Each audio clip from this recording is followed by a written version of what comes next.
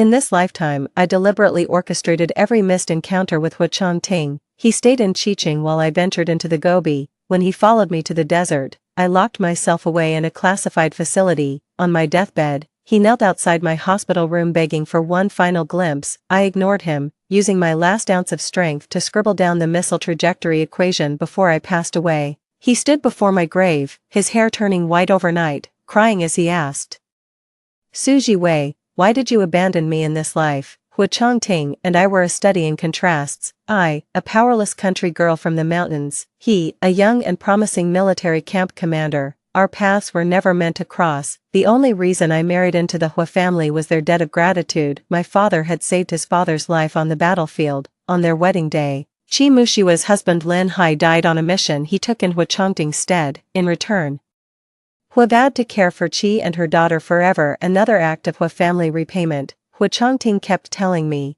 I gave up my chance to attend university, condemning myself to a lifetime confined within the Hu family's walls, serving in-laws, raising children. After a decade of tending to my bedridden mother-in-law, her dying words to me were, Jiwei, you've held Chongting back for years. The Hu family has repaid our debt to you. Let go.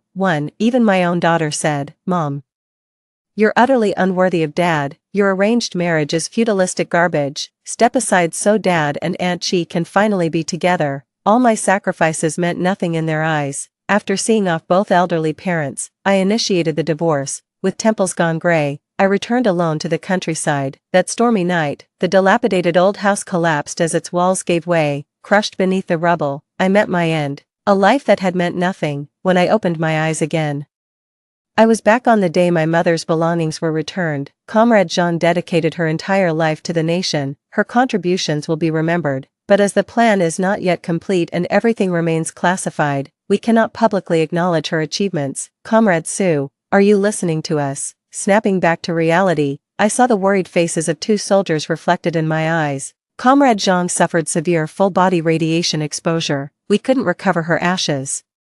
This is all that remains of her. Two soldiers solemnly handed me a battered wooden box with heavy hearts. My hands trembled uncontrollably as I stared at that box. After father's sacrifice, the mother whom villagers gossiped had run off with another man, she finally returned to me in this cruel way. As the two soldiers left, they handed me 30 yuan along with a stack of fabric ration coupons and grain tickets. That 30 yuan was the blood money my mother paid with her life. The ration coupons were what she'd scrimped and saved for me over the years. In my past life, I never understood why she abandoned me to bear the shame and disappear into that death trap she knew too well. But in this lifetime, stroking the wooden box, I made my resolve. Comrade, I shall fulfill my mother's dying wish, to serve our motherland in the Gobi Desert. When my mentor received the news, the fury he'd once felt over my abandoning university studies transformed into profound tenderness. Jiwei, your mother's final wish was for you to live an ordinary life, to marry, raise children, and find simple happiness. A dutiful wife and loving mother, is that what happiness means? In my past life, I did honor my mother's dying wish to live an ordinary life, and where did that get me? I shook my head with a faint smile. Professor, all I want is to one day reunite my mother with my father in a proper burial, with dignity and without shame, until our plan succeeds.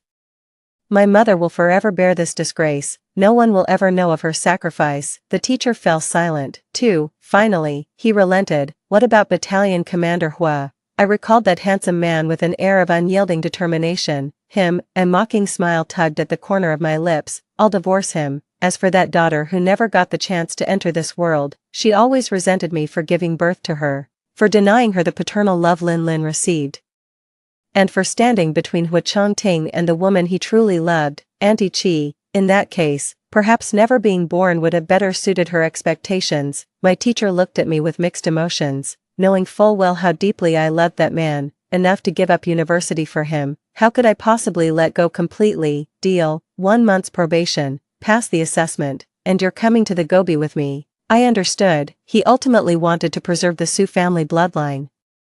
A month's time, my window for second thoughts. I grabbed my fountain pen and slashed a heavy X across the calendar. Turning around, I saw Hu Chongting, the man who'd claimed to be too busy that morning to accompany me to collect my mother's belongings was now walking into the supply cooperative arm in arm with Qi Mushue. The man stood ramrod straight in his military uniform, radiating an aura of heroic dignity. The woman wore a red dress, exuding graceful intellect and tender charm.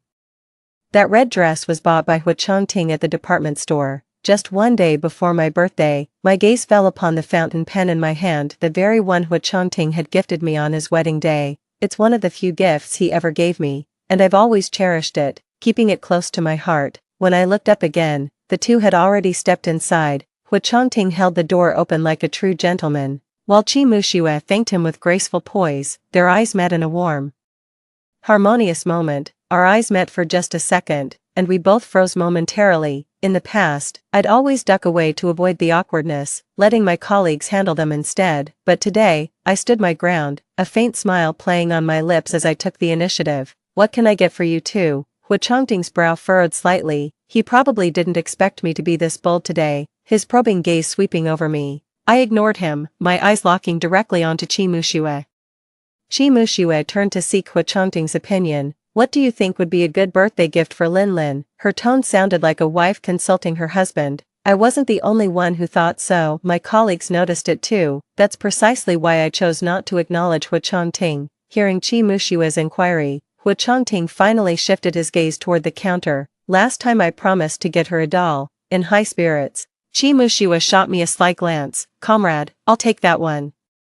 I turned around, picked up the doll and placed it before them. 5 yuan 50. Hu Changting naturally picked up the tab. As they left, Hu Changting glanced back at me once more, lips parting as if to speak.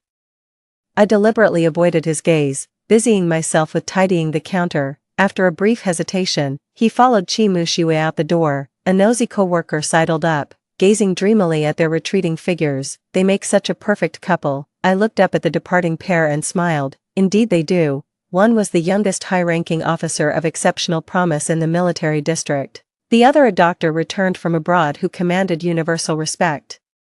You'd be hard-pressed to find a more perfect match than them in all of Qiqing. After work, I went to the back door to take out the trash. Hu Changting leaned against the wall, having waited for who knows how long. He probably didn't want others to know about our relationship either. That's why he always met me at the back entrance. I've ordered some dishes at the state-run restaurant. Let's go together. In the past, I would have been overjoyed. After decades together in our previous lives, I could count our dining out invitations on one hand, but today, I merely offered a faint, indifferent smile and casually replied, "All right." My lack of refusal seemed to ease Hu Changting's tension, the tight line of his lips gradually relaxing. He opened the passenger door for me, but just as I was about to get in, I spotted Qi Muxue's bag shamelessly occupying the front seat. The corner of my mouth twitched. "I'll just take the back seat." Hu Changting noticed it too, looking slightly embarrassed as he turned to open the rear door for me instead. "Are you upset? Was it because I didn't stay with you this morning?" He attributed my unusual behavior today to that. "Not mad," I replied. We rarely had time alone together, and whenever we did, I'd want to tell him everything.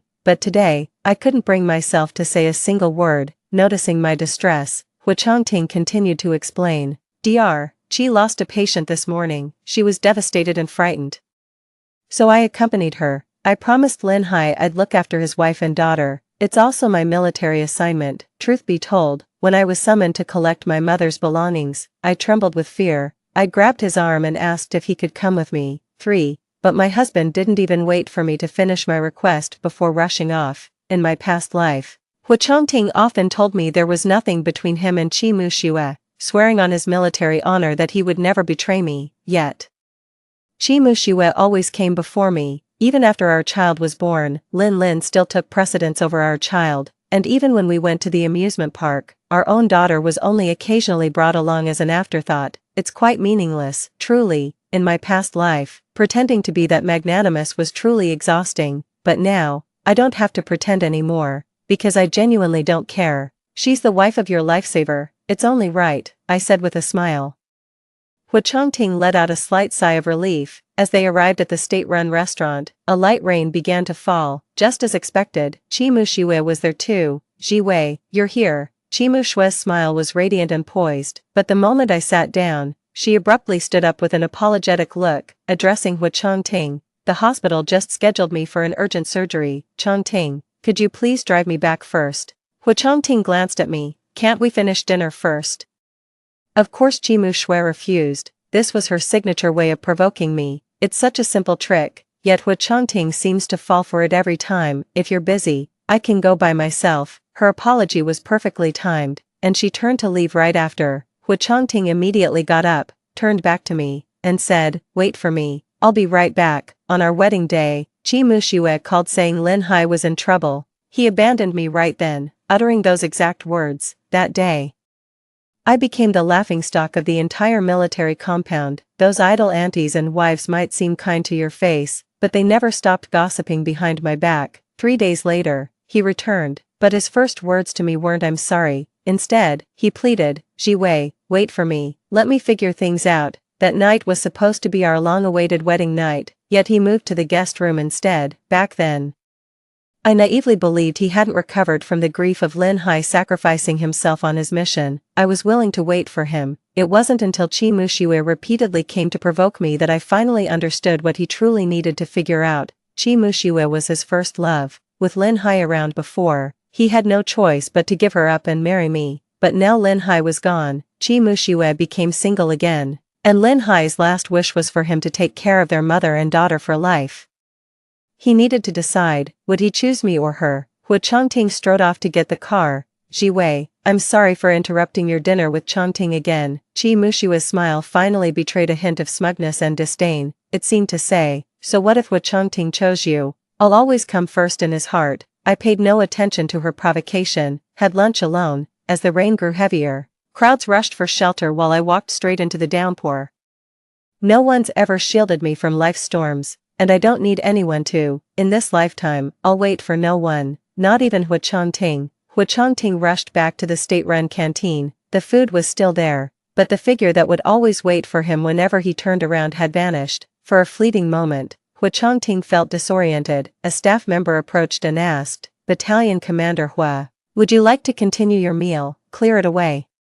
Hu Chongting turned and walked away, his retreating figure looking desolate. That afternoon, I submitted my resignation letter to the higher-ups. My superior looked puzzled. "Comrade Su, you've been diligent and responsible in your work. We were actually planning to promote you." Just then, Hua's mother called, "Ji Wei, today's Linlin's birthday. She loves your cooking. Why don't you take the day off? It's not like your job matters much anyway." "True, this job really isn't that important." A year ago, on the day of my college entrance exams, Hua's mother fell down the stairs when no one was home. I called Hu Chongting, but his subordinate said he was away on a mission. It was pouring rain that day, couldn't hail a cab. With no other choice, I carried Hua's mother 5 kilometers to the hospital. I missed the exam, only to learn the next day that Hu Chongting's assignment was accompanying Qi Muxue shopping at the department store. The returnee doctor, the only genuinely dedicated one, claimed mastery of advanced Western medical techniques. The higher-ups really value talent like this. While it's true that the higher-ups requested protection be assigned, and the task was indeed given to Lin Hai's most trusted subordinate, it didn't necessitate Hu Chongting's personal involvement. Any trusted aide by his side could have easily handled such a mission. That was the first time he ever apologized to me. For that single apology, I willingly gave up my chance to go to university. Later, the Hua family pulled some strings to get me this insignificant job. The manager who received Mrs. Hua's call seemed somewhat embarrassed, but mostly regretful. She patted my shoulder like a kindly elder. "Sacrificing a bit for family is understandable, but don't casually abandon your career. People are judgmental creatures. Even those who love you will weigh your social worth." She'd been burned before and didn't want me making the same mistake. And haven't I squandered my entire life on this? My nose tingled with emotion. "Thank you. I'll remember that." As I packed up and left the supply cooperative, a colleague came running after me. "Ji Wei, you forgot something." I looked. It was the fountain pen I'd carried with me till the day I died in my past life. "Keep it. Didn't you always admire this?" My colleague was delighted. While I felt one less tether to my past, I returned to the Hua residence with my mother's keepsakes. Right after getting our marriage certificate with Hu Chongting, I moved out of the Hua family home. The meal was just ready when Hu Chongting and Qi Muxue walked through the front door holding Linlin's hands. Spotting me in the kitchen, Hu Chongting gracefully approached and took the dish from my hands. "Why did you leave when I came back at noon?" "Don't worry about me, you're busy," I replied. A sudden emptiness washed over Hu Chongting. He paused mid-step, about to speak when Qi Muxue entered. "Let me help you, Ji Wei," Kamuksha said with a smile. 4. I handed her a plate of food, Mrs. Hu came downstairs just then and hurried over to take the hot dish from her hands. Oh dear, don't move around like that, what if you get burned? These hands perform delicate surgeries, Chimu Shui said sheepishly.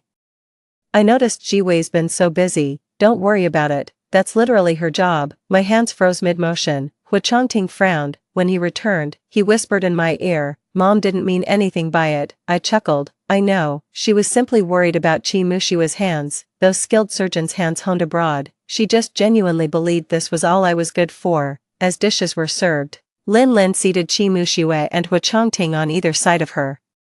Hu Chongting casually pulled out the chair beside him and looked at me. For a fleeting moment, his eyes held a quiet determination, as if bracing for my refusal. Pretending not to notice, I took the seat next to him. The corners of his lips lifted slightly as he placed a morsel of food in my bowl. Lin Lin pouted in displeasure, stabbing her rice bowl twice with obvious irritation, which she mouthed at me silently. I pretended not to notice. Chongting, do you remember Cambridge's River Cam?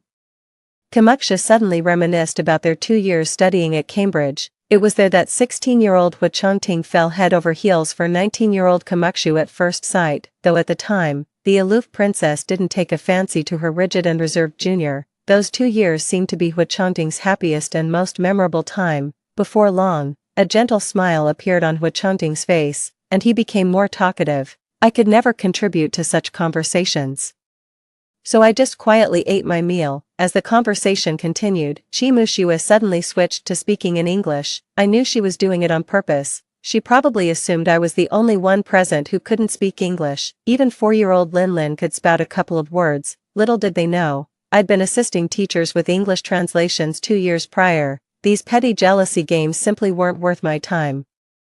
Just like her calculated trips to the supply cooperative with Hu Chongting. Yes, it was awkward, but I never feared her. My only concern was protecting Hu's reputation if our relationship came to light. After all, the Hu family raised me for years. However unhappy this marriage might be, I couldn't ruin their only son. Chi Mushiwa's laughter filled the entire dining table. Cambridge marked Chi Mushiwa's finest hour and became a shared memory with Hu Chongting. At every remarkable moment, Hu Chongting would gaze at her quietly, a tender smile playing on his lips. His eyes held a restrained yet shimmering glow. It's delight, it's admiration, the way a man looks at a woman. Old Mr. Hu cleared his throat loudly, cutting short their animated conversation. Dinner's ready. Only then did Hu Chongting realize his impropriety. He turned to me and casually served me a portion of food. Once again, I saw that familiar guilt in his eyes. Indeed, whenever his mind wandered, he'd feel remorse toward me. My stomach suddenly churned, and I rushed to the restroom. At that moment, I just couldn't hold it in. After emptying my stomach, I turned around to see Hu Chongting offering a handkerchief. I declined. No need, thanks. He awkwardly stuffed the handkerchief into his pocket. Old Hu, haven't you noticed? In the study, Mrs. Hu discussed the dinner table incident with Mr. Hu. Chongting only talks this much when he's with Mushiwa. Look how little joy he shows around Jiwei. If they postponed the wedding, what nonsense are you spouting now? Mr. Hu snapped. Mrs. Hu pursed her lips. It's not that I think Jiwei is a bad girl, I just want our son to be happy. Life's too short. I won't let my son waste his entire future repaying some ridiculous family debt of yours. 5. My raised hand paused before knocking. Truth be told, I could tell them right now, I'm willing to divorce, to set Hu Chongting free so he can chase his own happiness, but the Hu family can't afford the scandal of ingratitude. They'd never agree to the divorce for this reason. More likely, they'd accuse me of making unreasonable demands and drag this mess out endlessly. I just want to get through this last month in peace. I knocked on the door anyway. The sounds inside abruptly stopped. The door opened from within. Mrs. Hu's smile faltered. She wasn't sure if I had overheard her. I was completely unfazed. I couldn't care less what she thought of me anymore. I told them I was resigning to prepare for an exam. They assumed I was taking the college entrance exam, so they naturally had no objections. Before leaving, Mrs. Hu held my hand with a hint of guilt on her face. Jiwei dear, when are you and Chongting planning to have children? A child might help him focus more on family. This was my mother-in-law's way of giving me advice. I gave Mrs. Hu a casual nod, turning around. I collided straight into Hu Chongting's chest. His chest felt like a brick wall, his entire body tense and visibly uncomfortable. Only he and I knew we hadn't crossed that line. He must have overheard Madame Hu's remarks. That explained his awkwardness, how he couldn't even meet my eyes. Maybe I should move back to the master bedroom, he said abruptly. A flush crept all the way to the tips of his ears. My heart remained utterly still, devoid of any ripples of emotion. Don't take what Mom said just now seriously. Hu Chongting's roving eyes suddenly locked onto me. Don't, you want to. I gazed at him, smiling without a word. He seemed furious, his cheeks flushed crimson with rage. My words must have wounded his male pride, after he'd been so generous as to share a room with me. And here I was rejecting his kindness. He stormed downstairs, leaving me nothing but an angry silhouette. Unfazed, I went to collect my mother's keepsakes before leaving, but the wooden box was no longer in its usual spot. My heart skipped a beat as I rushed to find Lin Lin. Sure enough, she'd somehow taken that wooden box without me noticing. Just as she was opening it to rummage inside, I snatched it back. Who said you could touch this? Lin Lin pouted and rolled her eyes, but when her gaze flickered to Hu Chongting, her lips suddenly trembled.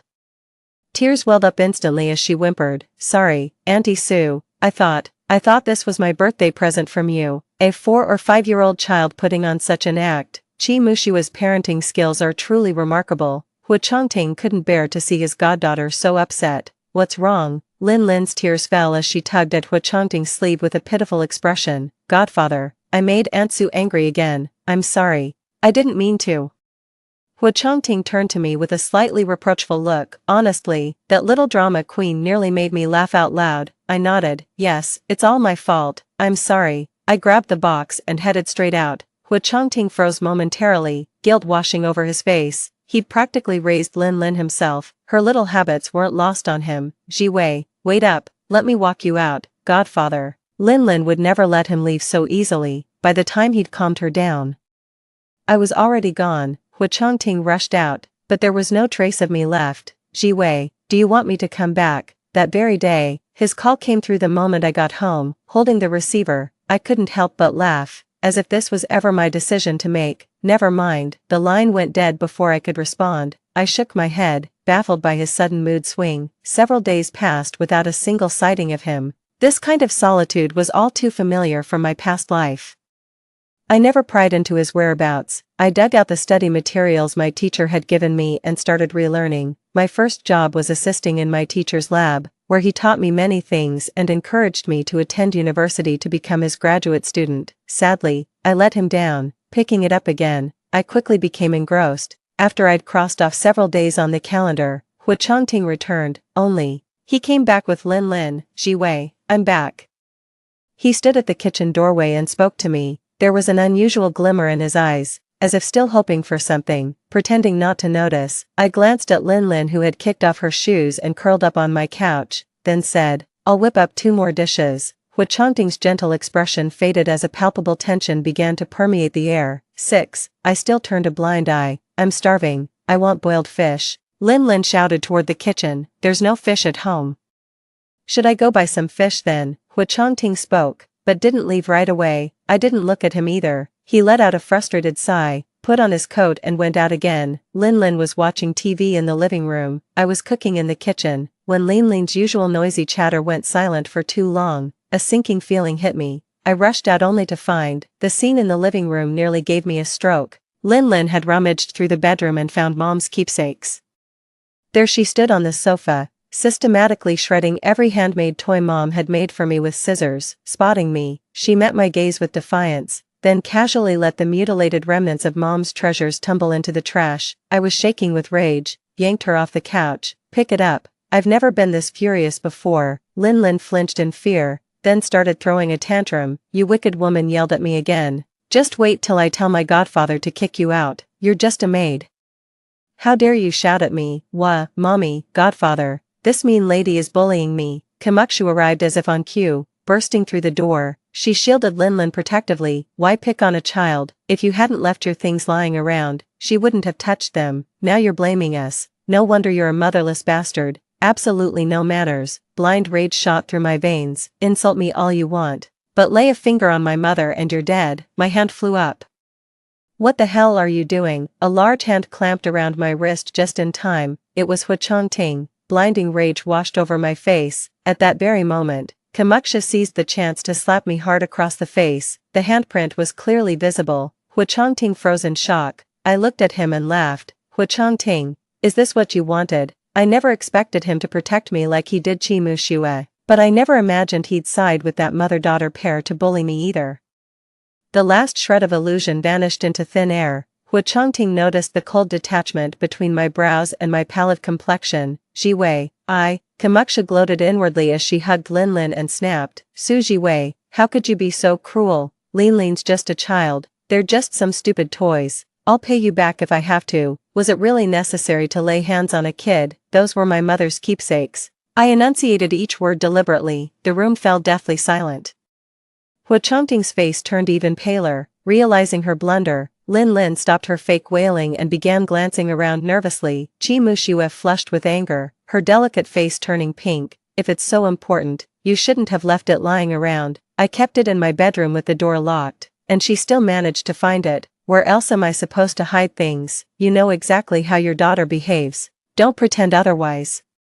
Qi Muxue was still putting on her prestigious overseas graduate act to argue with me, while Hu Changting just looked utterly exhausted. You too, just go home for now, Changting. Kamuksha could hardly believe her ears. Was Hu Changting actually telling her to leave for the first time? Linlin tugged pitifully at Hu Changting's sleeve. Godfather, I didn't mean to. Woo-woo, go home, Hu Changting said wearily, with no other choice. Qi Muxue picked up Linlin, shot me a furious glare, and left reluctantly. When only the two of us remained in the room, Hu Changting crouched down to help me gather the shredded toy pieces. Linlin's just a child, why take it so seriously? 7, you're right, I shouldn't have made a big deal out of it, like in a past life, letting things slide and muddling through existence. I tried my best to keep my composure. You saw it yourself. It's not that I can't tolerate them, but they can't tolerate me. Hu Changting frowned, visibly irritated by my relentless persistence. A mocking smile tugged at my lips. I know you still can't let her go, but I won't wait for you anymore. Hu Changting, let's get divorced. The moment I said it, an incredible weight lifted off my shoulders. No anger, no resentment, just pure relief and contentment. Hu Changting abruptly stood up, his large hands fidgeting nervously with nowhere to rest. Jiwei, are you feeling unwell from getting caught in the rain the other day? Should I fetch you some medicine? He asked. I straightened my expression, turning more solemn. I'm not sick. Hu Changting, let's get a divorce. A chill swept over us again. Hu Changting was furious. You must be hungry. I'll cook something. He marched straight into the kitchen, cutting off any chance for me to speak. I shook my head and shut myself in the room. Only after hearing the door close did Hu Changting dare to exhale the breath he'd been holding. His tense muscles relaxing slightly. The power went out, so I lit the kerosene lamp. All right, began painstakingly piecing together the toy Linlin had cut up. After what felt like ages, a knock came at the door. Jiwei, dinner's ready. I set down my needlework and stepped out. Hu Changting rarely cooked, and this meal was far from appetizing. Yet he made my favorite braised pork. Seeing me pick up a piece of braised pork, Hu Changting quietly let out a sigh of relief. After the meal, I volunteered to wash the dishes. Leaning against the kitchen doorway, Hu Changting watched my movements, the stiff curve of his lips softening noticeably. He went to freshen up right after. Today he's groomed himself meticulously, even shaved off the stubble carefully. With a faint soap scent lingering, I know exactly what he's up to. Just as he was about to step into my bedroom, I said, Hu Changting, I meant every word about the divorce. Hu Changting froze at the doorway again, but this time he acted as if he hadn't heard anything, saying, get some proper rest if you're tired, I won't disturb you. With that, he closed the door behind me. The wooden door shut between us. I knew he hadn't left. He was still standing right outside. Through the door, I could faintly hear his uneven breathing. I paid no heed and continued mending my mother's keepsakes. At dawn the next day, the first light barely touched the sky. When I opened the door, a mountainous chest blocked the entrance like a cliff. Hu Changting stood there with sunken eyes and ramrod posture, weathered yet unyielding like an ancient pine. He stared at me with the look of someone who'd made up his mind. Jiwei, I've decided, I'll have others take care of Dr. Qi and Linlin. From now on, let's just focus on us. He turned to leave, but his stiff legs from standing all night nearly made him stumble as he took the first step. Watching his retreating figure, I felt a momentary daze. This time, he actually let go of Kamuksha without hesitation. I admit, at this moment, my heart is in turmoil. For a fleeting second, I caught myself imagining, If he truly gave up both Kamukshu and Linlin, staying with him might not be so unbearable after all. But that fantasy shattered almost instantly. On my way to the library that afternoon, I spotted 3 familiar figures in the park near the residential compound. Linlin was playing on the children's slide with a group of kids. Hu Chongting and Chi Mushue stood guard on either side of the slide, carefully watching over her. Their loving interaction made them look just like a happy family of 3. The faint ripples in my heart completely subsided. I couldn't help but laugh at my own foolishness and naivety. That evening, Hu Chongting came back with a pound of pork belly. At dinner, he never mentioned the application, and I didn't bring it up either. It wasn't until the meal ended that he finally spoke up. Dr. Chi is heading north for a classified national project, likely never to return in this lifetime. I set down my chopsticks and listened. Hu Chongting looked at me intently. Ji Wei, I want to legally adopt Linlin. I can't bear to see her become an orphan like you were. I almost laughed.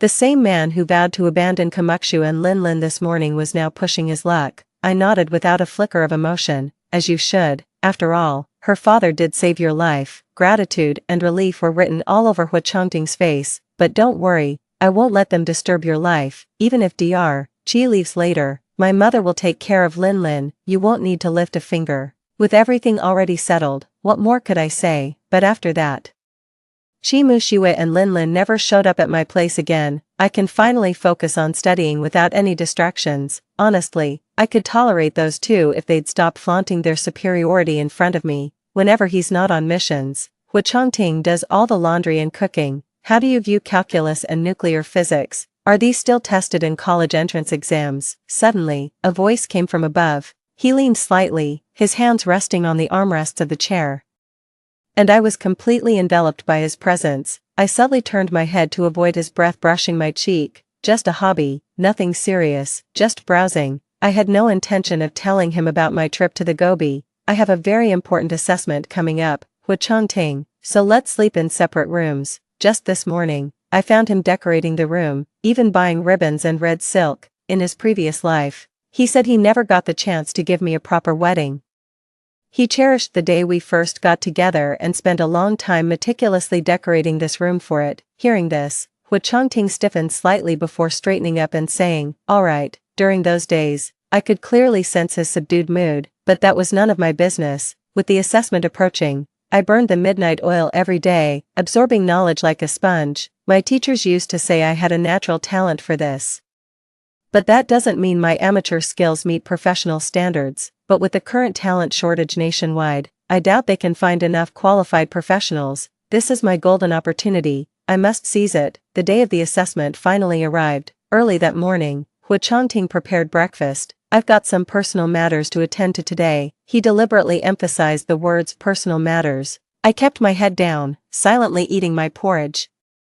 Hu Chongting's breath hitched as he stood nearby, his towering frame looming like a mountain, radiating oppressive energy. Aren't you going to ask where I'm going or what I'll be doing? I finally set down my spoon and looked up with a smile. You're always so busy. Just focus on your own things. Didn't you always spend your free time with Kamukshu and Linlin before?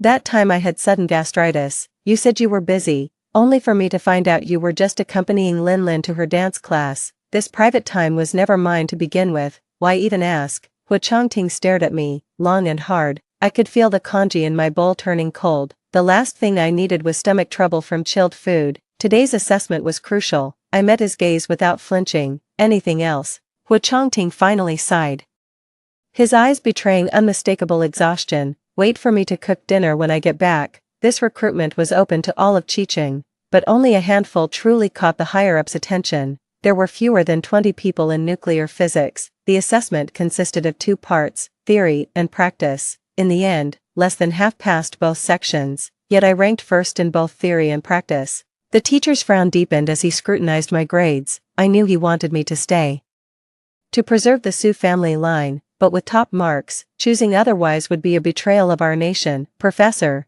this is my own choice. His eyes suddenly reddened as he turned away. Fine, have it your way. If you're really going, leave in 3 days, no extensions. 8. In the hallway, I ran into a doctor in a white coat complaining to a soldier. What's the deal with your so-called Chicheng returnee with a master's in medicine? She failed basic pharmacology theory, and her practical skills are a complete mess. weren't you singing her praises to the skies, even assigned her a personal security detail? I know you value talent, but not every overseas returnee is the real deal. They passed by too quickly for me to catch everything. But I recognized that doctor. He's the leader of this desert expedition's medical team, a genuine returnee scholar with a Ph.D. in medicine, truly respected in his field. As I stepped out of the exam hall, I spotted a familiar car parked by the roadside with an equally familiar figure leaning against its hood. Hu Changting noticed me immediately, straightening up from his relaxed posture. What brings you here? I'll be leaving in a couple of days anyway, no point keeping it secret any longer.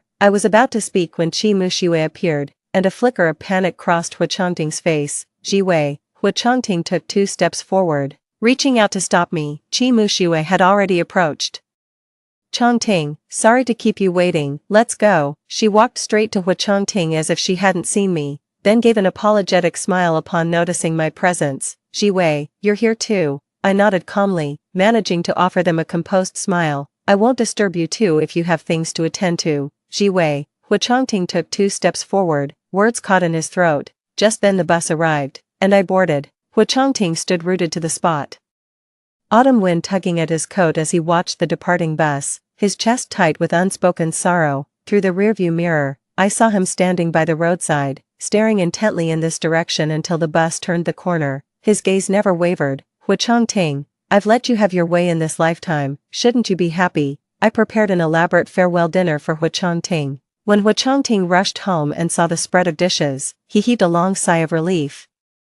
I thought you were angry, I smiled. Truth be told, I'd grown accustomed to him always putting Qi Mushui first even in our past life. I handed him the freshly cooked dish. Hu Changting pressed his lips together slightly to suppress what would have been an uncharacteristically broad smile on his usually composed face. Tomorrow I'll return to my hometown to visit my father's grave. I don't know if I'll ever have another chance to pay my respects in this lifetime. After some thought, I decided to make my final request to Hu Changting. Tomorrow, will you, Jiwei, there's something I'd like to discuss with you. I chose to stay silent and let him speak first. Dr. She will be leaving in 3 days. She's dedicating the rest of her life to serving our country. Who knows if she'll ever have the chance to return. Jiwei, for these last 3 days, I'd like to take her out with Lin Lin to see the sights.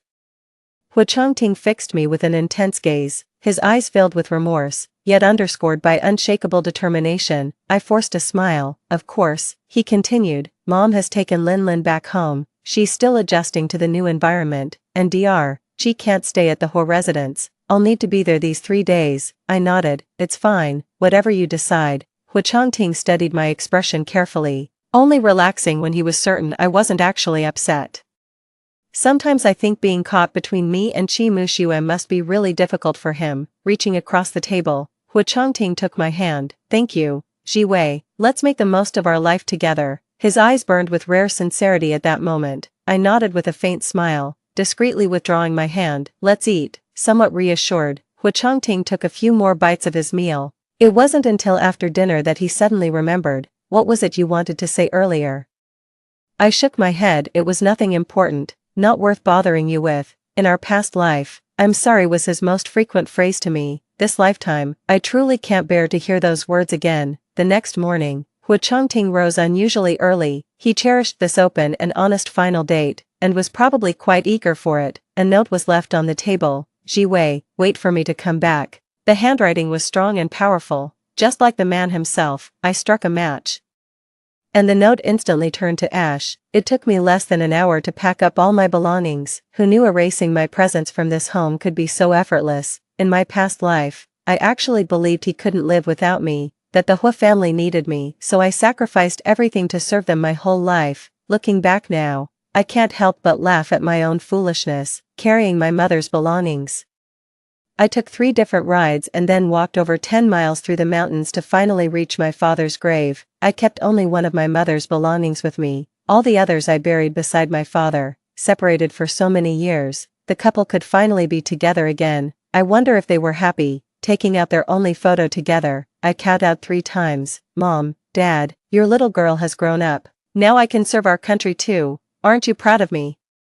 I think they would have been so proud. If they were still here, they'd probably pat my head like all parents do, their faces glowing with pride. telling the whole world their daughter has become someone worthwhile. On the final day, I returned to Chiching and handed the divorce papers to Mr. and Mrs. Hua. Mr. Hua was startled. Ji Wei, is this because of Lin Lin and Dr. Chi? I shook my head with a smile. Dad, I'm joining a classified national project with my mentor. Until its completion, death would be the only way out. The battle-hardened old general's face darkened instantly. Ji Wei, you, my smile remained serene and transparent. You only have Hua Chongting as your son. I won't be the one to ruin his entire life. It didn't take much convincing, though Mr. Hua had always treated me kindly. What parent wouldn't want their child's happiness? My voluntary withdrawal gave them an irrefutable excuse. Even Mrs. Hua softened at my gesture. With glistening eyes, she grasped my hands and whispered, Ji Wei, the Hua family has wronged you. Across 2 lifetimes, this was perhaps the most sincere thing she'd ever said to me. As Qi Mushiwe was leaving the Hua residence, Hua Chongting happened to return from the amusement park carrying Lin Lin. There's a slight chill in the air today. Qi Mushiwe wore a trench coat over her dress.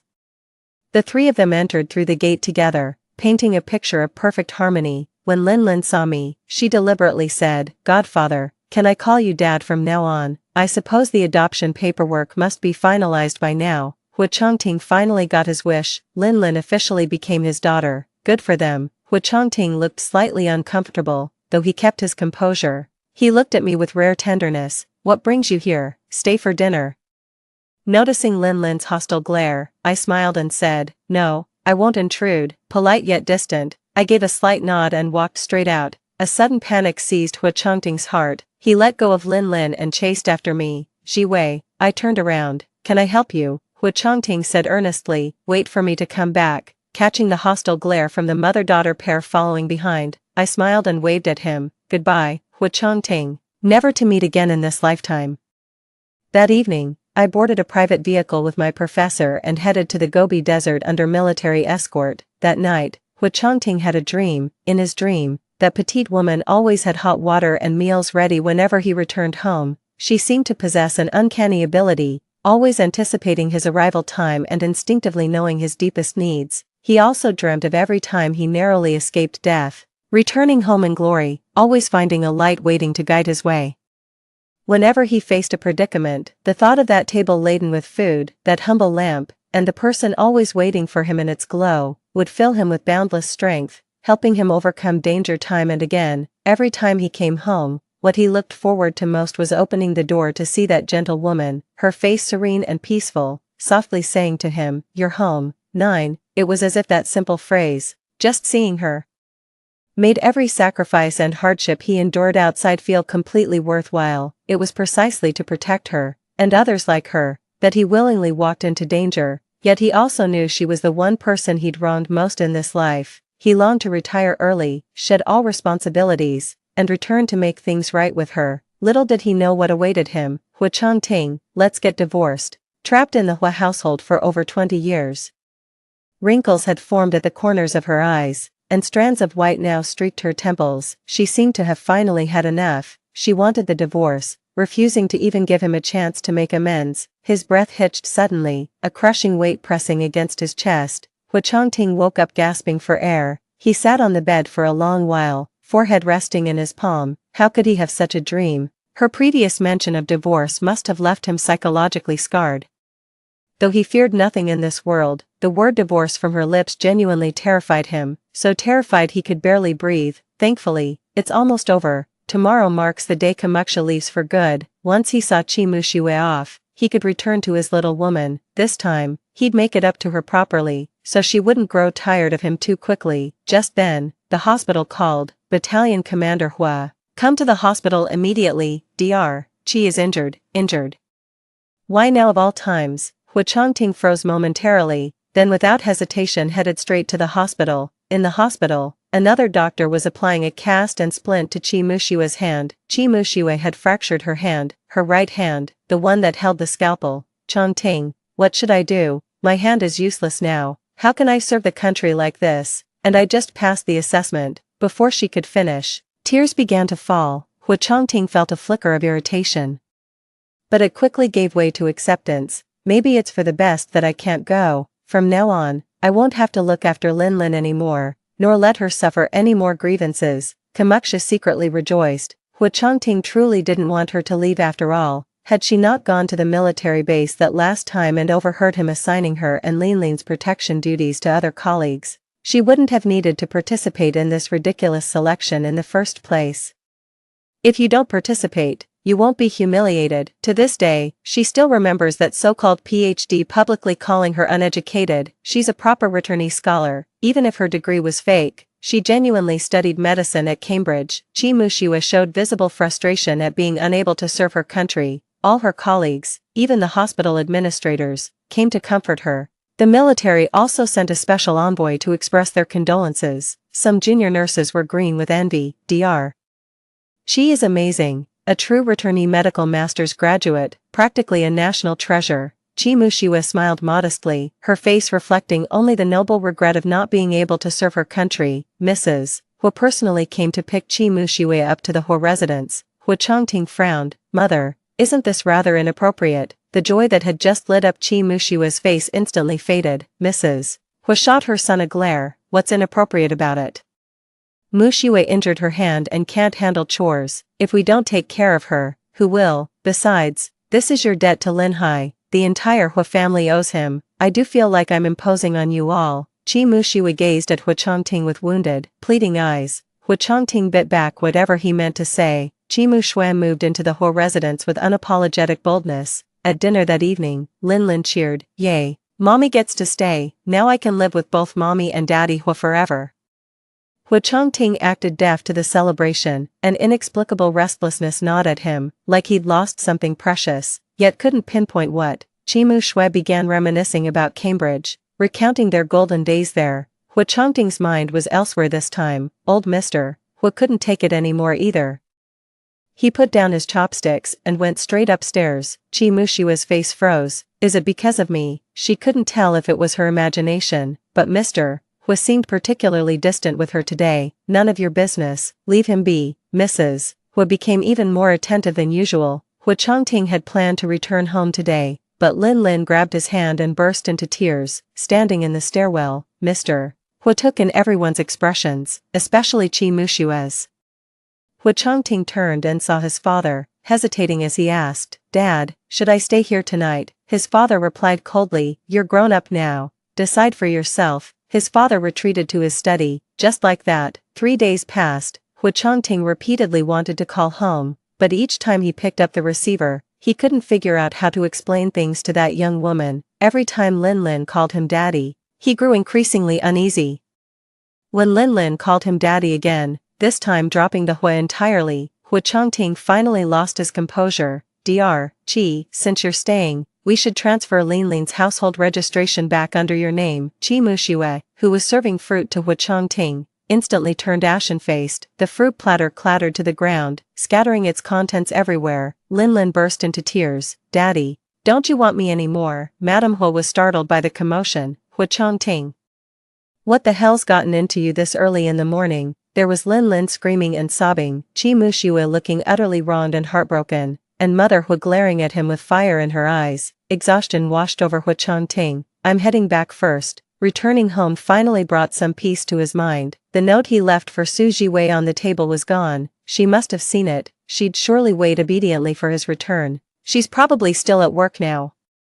A sense of relief sent him straight to sleep. He had that dream again. In the dream, he and Su Jiwei were finally together, and they even had a child, a beautiful daughter who looked just like Su Jiwei, but he never had time for them. Every time they needed him most, Lin and Chi Mushiwa would have emergencies. At first, their daughter resented him, but gradually that resentment transformed into longing, and then into admiration and affection for Chi Mushiwa and Lin, until one day, even the child Su Jiwei had raised with her own hands turned to Chi Mushiwa and said, "Auntie Chi, I wish you were my mother." Hu Changting felt the air leave his lungs. It finally dawned on him why she wanted a divorce. She sacrificed everything for this family, only to be betrayed by those closest to her. On their divorce day, the only words he could muster were "I'm sorry." She smiled and said it didn't matter. Silver strands had begun to show at her temples, a sight that pained him to behold.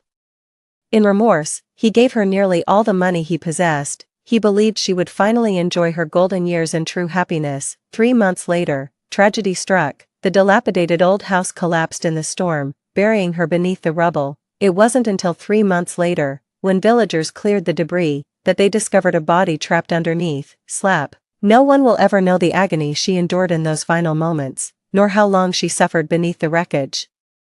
For 3 whole months, not even her own daughter remembered she had a mother. At that moment, his heart clenched so tightly he could barely breathe, until the village chief handed him a fountain pen. This was Comrade Sue's only keepsake. She held on to it so tightly, never letting go until her last breath. It must have meant everything to her. Hu Changting jolted awake, gasping for breath. The dream felt so real, as if it had actually happened. Su Jiwei still hadn't returned.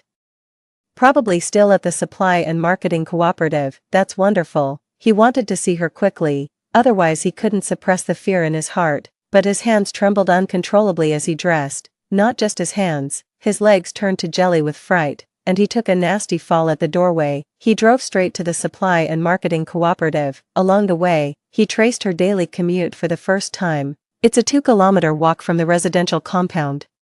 Then 2 bus transfers, with long intervals between buses. You'd need to allow extra time to avoid being late. The whole trip takes about 2.5 hours. Hu Changting suddenly realized, had she been wasting 5 hours every day just commuting? Why had she never mentioned this to him? He could have easily driven her to and from work. Chimu Shue's commute was less than an hour. Yet he insisted on personally driving her to and from work every day. A pang of guilt washed over Hu Changting. But it was quickly drowned by overwhelming dread that she might recognize his unfair treatment, dread that she'd wake up and leave him for good. When he arrived at the supply and marketing cooperative, the staff were already preparing to close. A staff member is recording income and expenses with a fountain pen. This pen looks strangely familiar. That very fountain pen Su Jiwei clutched until her dying breath in my dream. Where did you get this fountain pen? Hu Changting tried to rein in his temper, but the soldier's fiery demeanor still made the staff member flinch. The staffer was stunned. Wasn't this the handsome officer she'd been gossiping about with Su Jiwei? Jiwei gave this to me. Impossible. She'd never give this away. At that moment, Hu Changting lost control and snatched the pen right out of the person's hand. Ink splattered onto the staff member, who flew into a rage. Excuse me, comrade, what do you think you're doing? Hearing her angry shout, another staff member emerged from the back. The weather's turned chilly lately, and she's wearing a silk scarf around her neck. Hu Changting felt that familiar pang in his chest again. Where did you get this scarf? He remembered, the day before Su Jiwei's birthday, he'd made a special trip to the department store to buy her that red dress. On the way, Kamuksha needed to see him, so he carried the dress and went over immediately. He'd only been gone a few minutes when Kamuksha had already slipped into the dress. Her cheeks faintly flushed as she thanked him. Changting, I really love this dress, thank you. He wanted to say something, but the words caught in his throat. Later, I went back to the mall and picked out a one-of-a-kind silk scarf, yet now, that very scarf was draped around someone else's neck. Su Jiwei, what the hell are you doing? Hu Changting snapped, even snatching the scarf away. The 2 women's eyes were red with anger. How dare you, an officer, try to snatch my scarf? Jiwei gave this to me. Finally, someone caught on. What's your relationship with Jiwei? Su Jiwei had worked here for over half a year. He's been here dozens of times, yet no one knew what he was to her. How absurd is that? I'm her husband. Call Su Jiwei out here. Hu Changting was absolutely furious. How could she just casually give away the gift he'd so carefully chosen for her? Blind rage nearly consumed his rationality. The 2 women exchanged bewildered glances. Jiwei resigned ages ago. Aren't you her husband? How could you not know that? Oh, now I remember. You were probably busy accompanying that Dr. Chi. Who'd have time to care about our Jiwei's affairs? No wonder Jiwei pretended not to know you at the supply cooperative. What wife would want a husband who's entangled with another woman? Hu Changting froze. Was that really why? 10. His first visit to the supply cooperative had been with Chi Mushue. Chi Mushue said things here were cheaper than at the department store. So they came. It was Su Jiwei's shift that day. When she saw them, she went inside. He always thought she didn't acknowledge him because she felt inferior. So, was this the reason all along? Hu Changting left the supply and marketing cooperative with the fountain pen and silk scarf. Suddenly, he found himself hesitating to return. He couldn't bring himself to face that delicate woman, nor confront his past neglect of her. The memory of her occasional mocking smirk cut through him like a knife. What terrified him more was her bringing up divorce again. If she did, he feared he wouldn't even have the right to refuse, wandering aimlessly through the streets. He only crossed that threshold when night fell. "Jiwei, I'm home." Pushing open the door, he was met with darkness and a chilling emptiness. No welcoming light remained on for him, no comforting aroma of home-cooked meals, nor the sight of the woman he longed to see. "Jiwei," no one answered. An inexplicable chill enveloped him completely. Only then did Hu Changting realize what was missing in this house. The mountain of books she'd piled on the desk was gone. Her clothes were gone from the wardrobe. The bed was neatly made with folded sheets, as if no one had ever slept there. Not a single trace of her remained in the entire room. It was as though she had never existed here at all. A crushing wave of terror washed over him. "Dad." Hu Changting stormed back to the Hu residence, though Lin Lin and Qi Mushui rushed to greet him immediately. He walked right past them and headed upstairs. "Dad." Mr. Hu sat in his study, leisurely flipping through a newspaper. When his son barged in without knocking, he didn't even glance up. "Dad, where's Jiwei? You must know, don't you?" Only after finishing an entire section did Mr. Hu set down the newspaper and finally look up. 5 days. It took you 5 whole days to remember her after she left. Old Mr. Hu nearly laughed at the absurdity of it all. "Had you shown any remorse, I might have tried mediating. Now I see it's pointless." He tossed a divorce agreement on the table. "Sign it."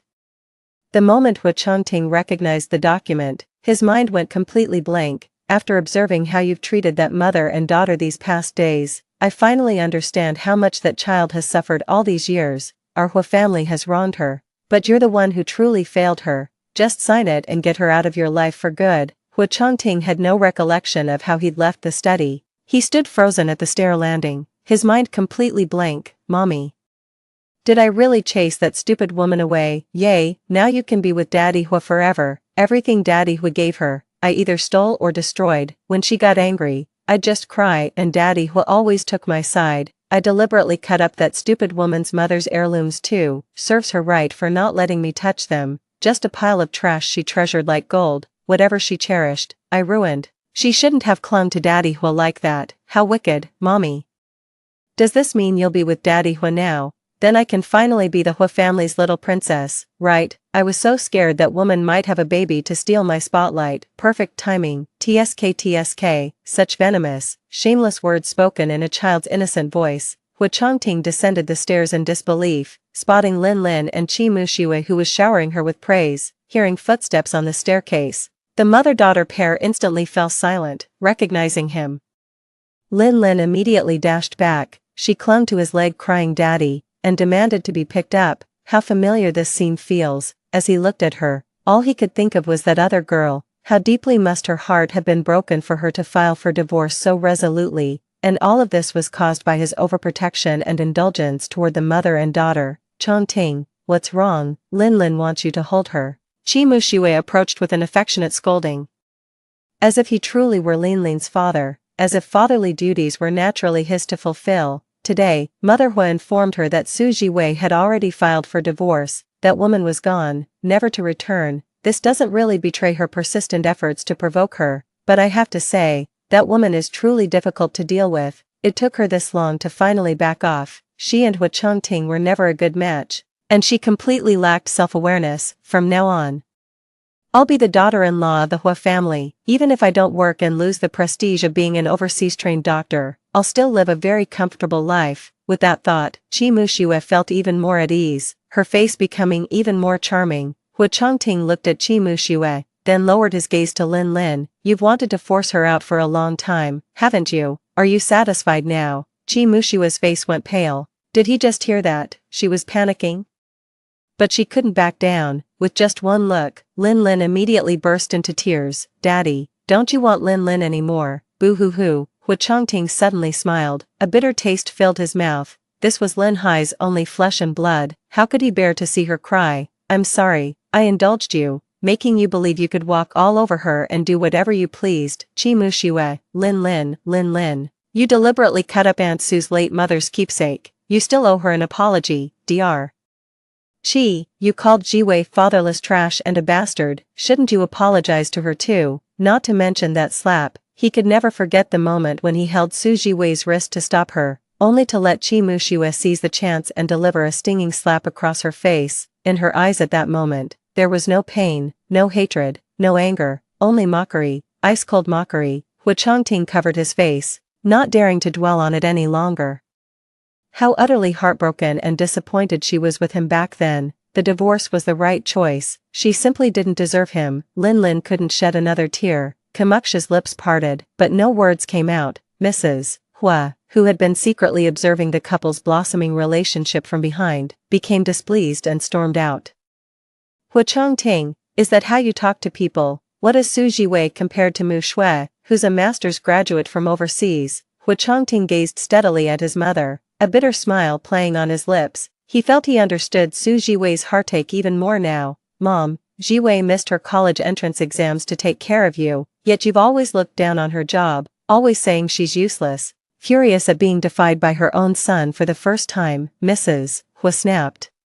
So what if she takes the college entrance exam? Could she possibly outshine Mu Xue? Hu Changting suddenly recalled that dream, where his bedridden mother was cared for by Xu Jiwei's tireless devotion over a decade, only for her dying words to declare Xu unworthy of him and demand she let go. A chilling realization struck Hu Changting. Perhaps it hadn't been a dream at all, but a memory. The thought of Xu Jiwei's death sent such a wave of dizziness through him that he nearly collapsed.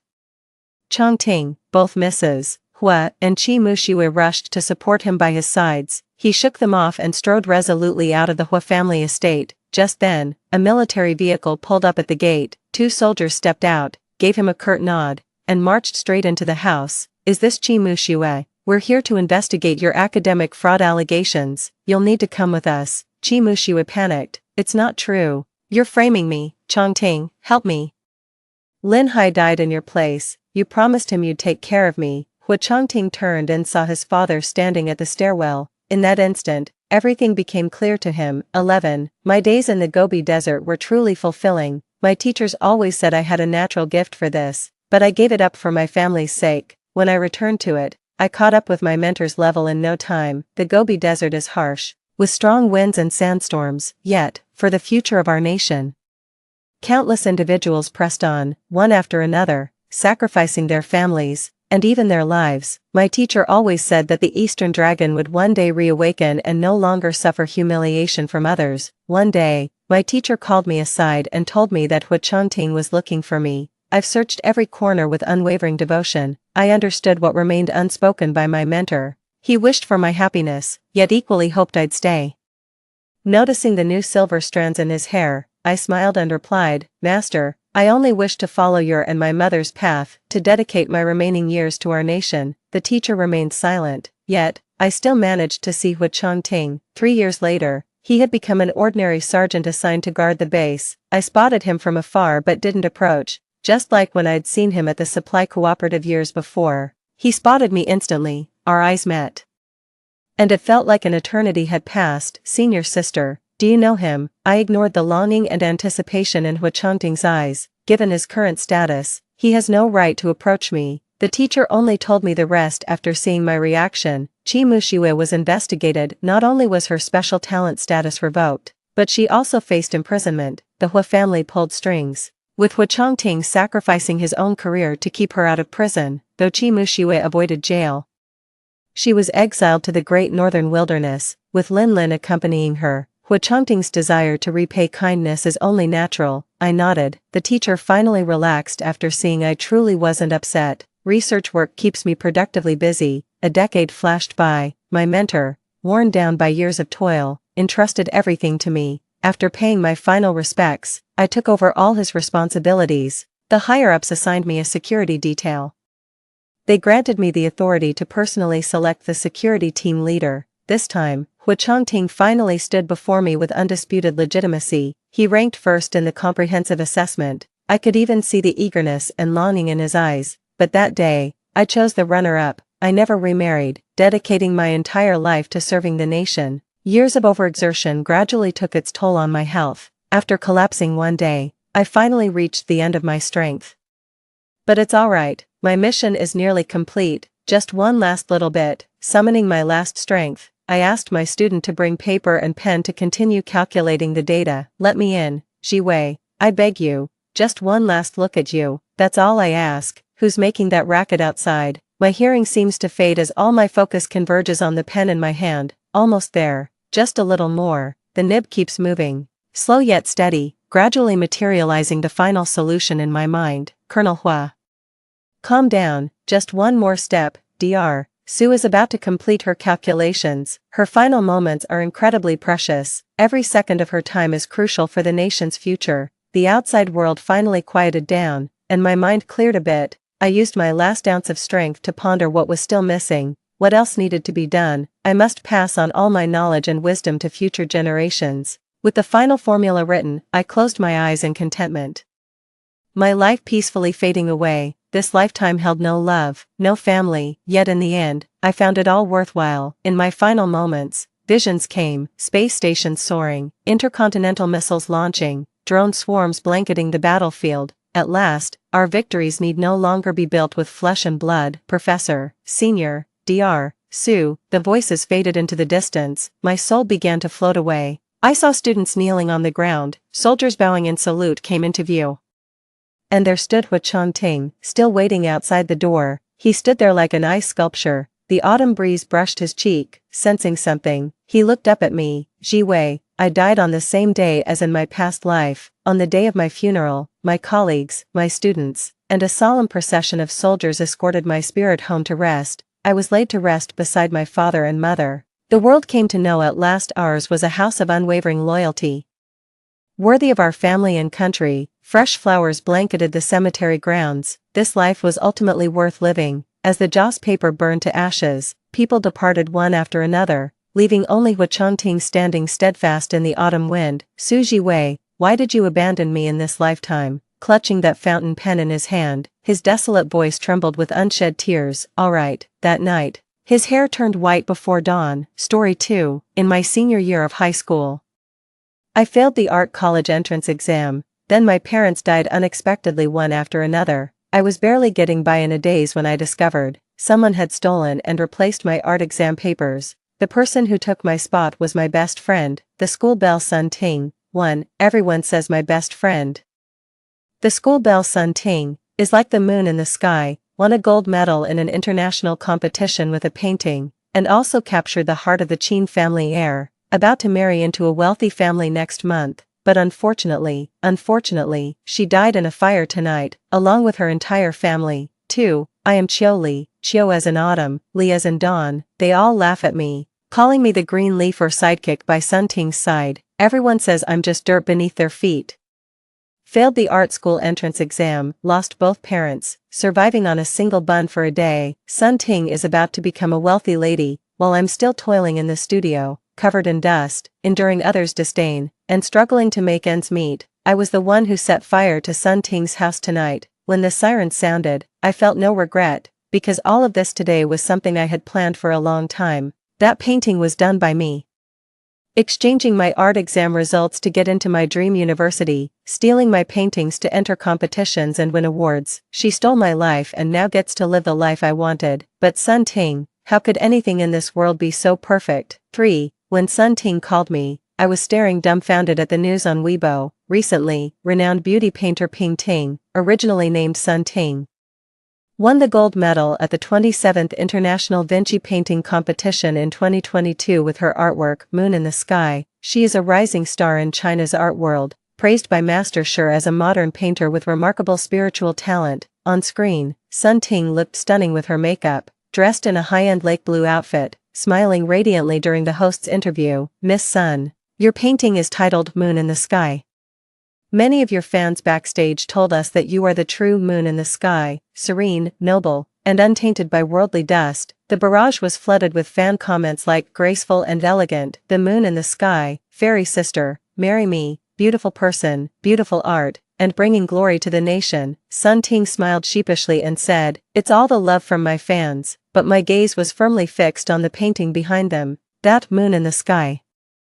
My heart was overflowing with shock and disbelief. Impossible. This can't be. How could this? The hostess glanced at Sun Ting's dress. Alright, I heard the CEO of Yuanhong Group propose to you. This gown is truly stunning. Yuanhong Group, founded by the Qin family from Beijing's top elite circle, Its subsidiaries operate in highly profitable sectors including entertainment media and applied information technology. Qin Ming, the young master of the Qin family who just returned from studying abroad, has newly taken office as the group president. I know all these things, even have them memorized by heart, because Sun Ting has bragged about it to me more than once. I spent the entire news segment in a daze, until Sun Ting's call came through. Qiu Li, what are you doing? Sun Ting's tone was somewhat strange, cautious, and careful. I raised my head, staring blankly at the children drawing in the room.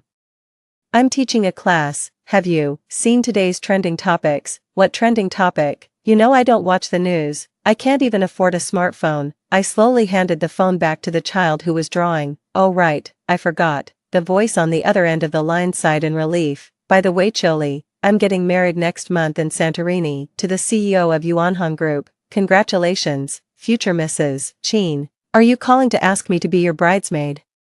Though I can't afford the plane ticket, of course not. Sun Ting suddenly lost control and shouted. I was stunned, hearing the other side seem to realize the impropriety, then said gently, I know you're busy too. You have to work part-time every day to earn money. After the wedding, our family will move there and not come back, so my dad wants to invite you to our house for dinner, just tomorrow evening. Are you free? I slowly raised my head, dazed for a long time until Sun Ting urged me.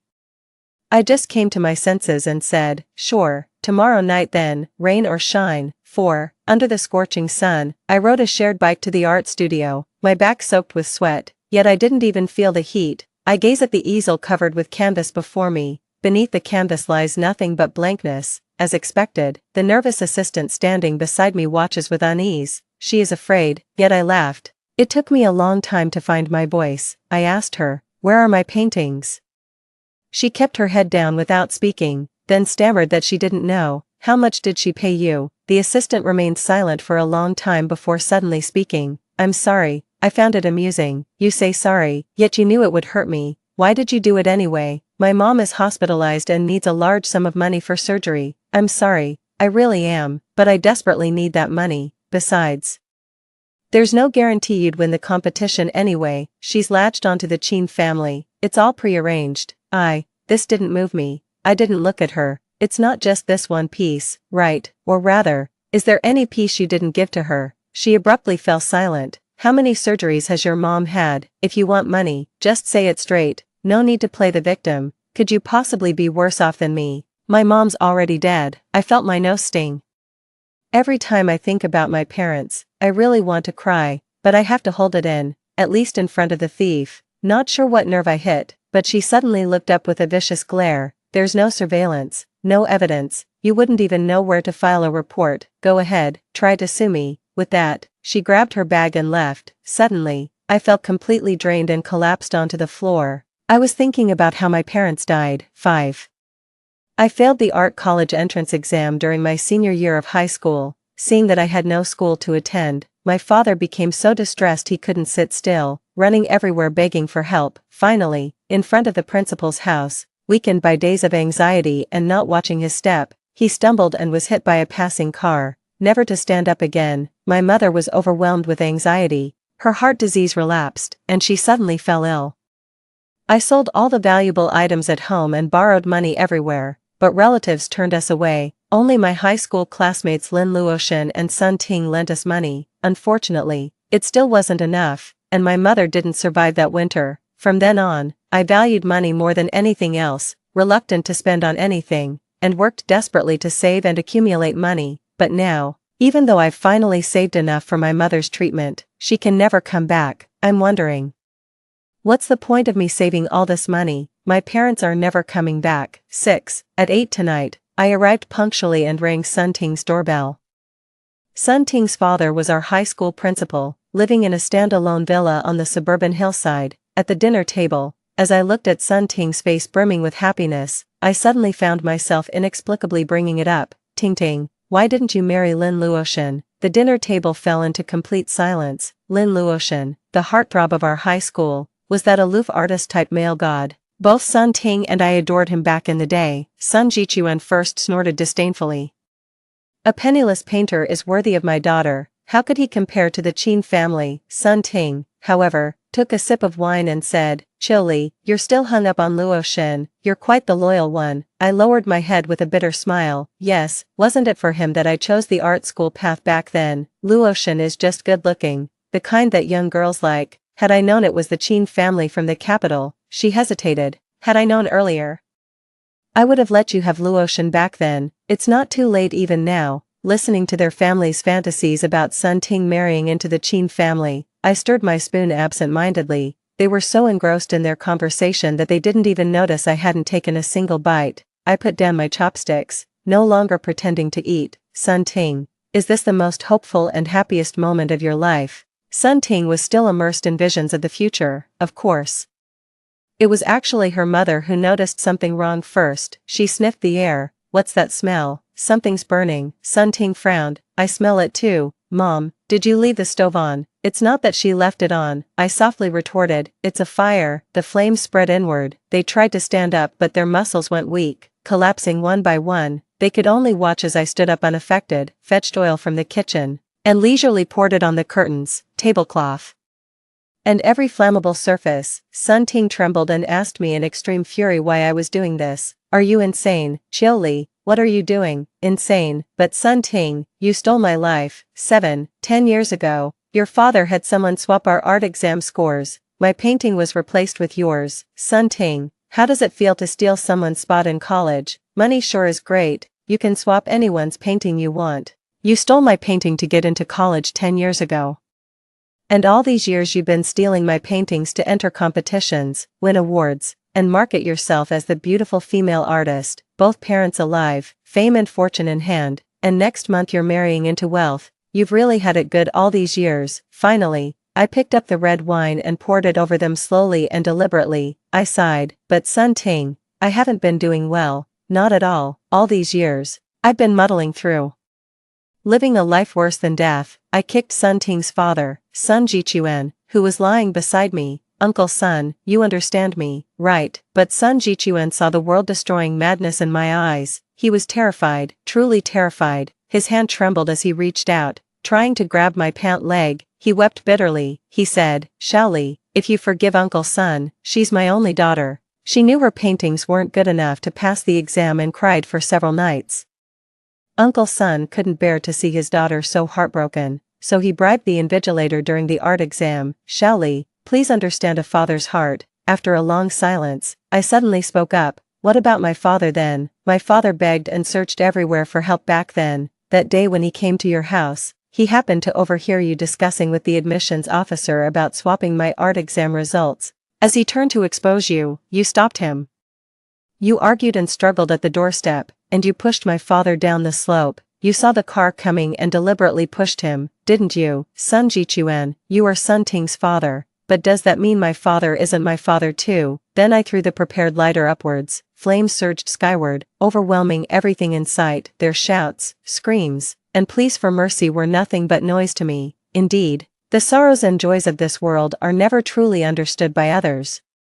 They were filled with anger, fear, and dread, yet I only felt relief and joy, because I've waited for this day, far too long. 8. As the flames raged fiercely, I walked out and sat on the small slope where my father had once fallen, calculating the time. The 2 whistleblowing letters I sent should be processed soon. One letter exposes how Sun Ting replaced my art exam paper years ago to steal my college admission, implicating a whole chain of corruption behind it.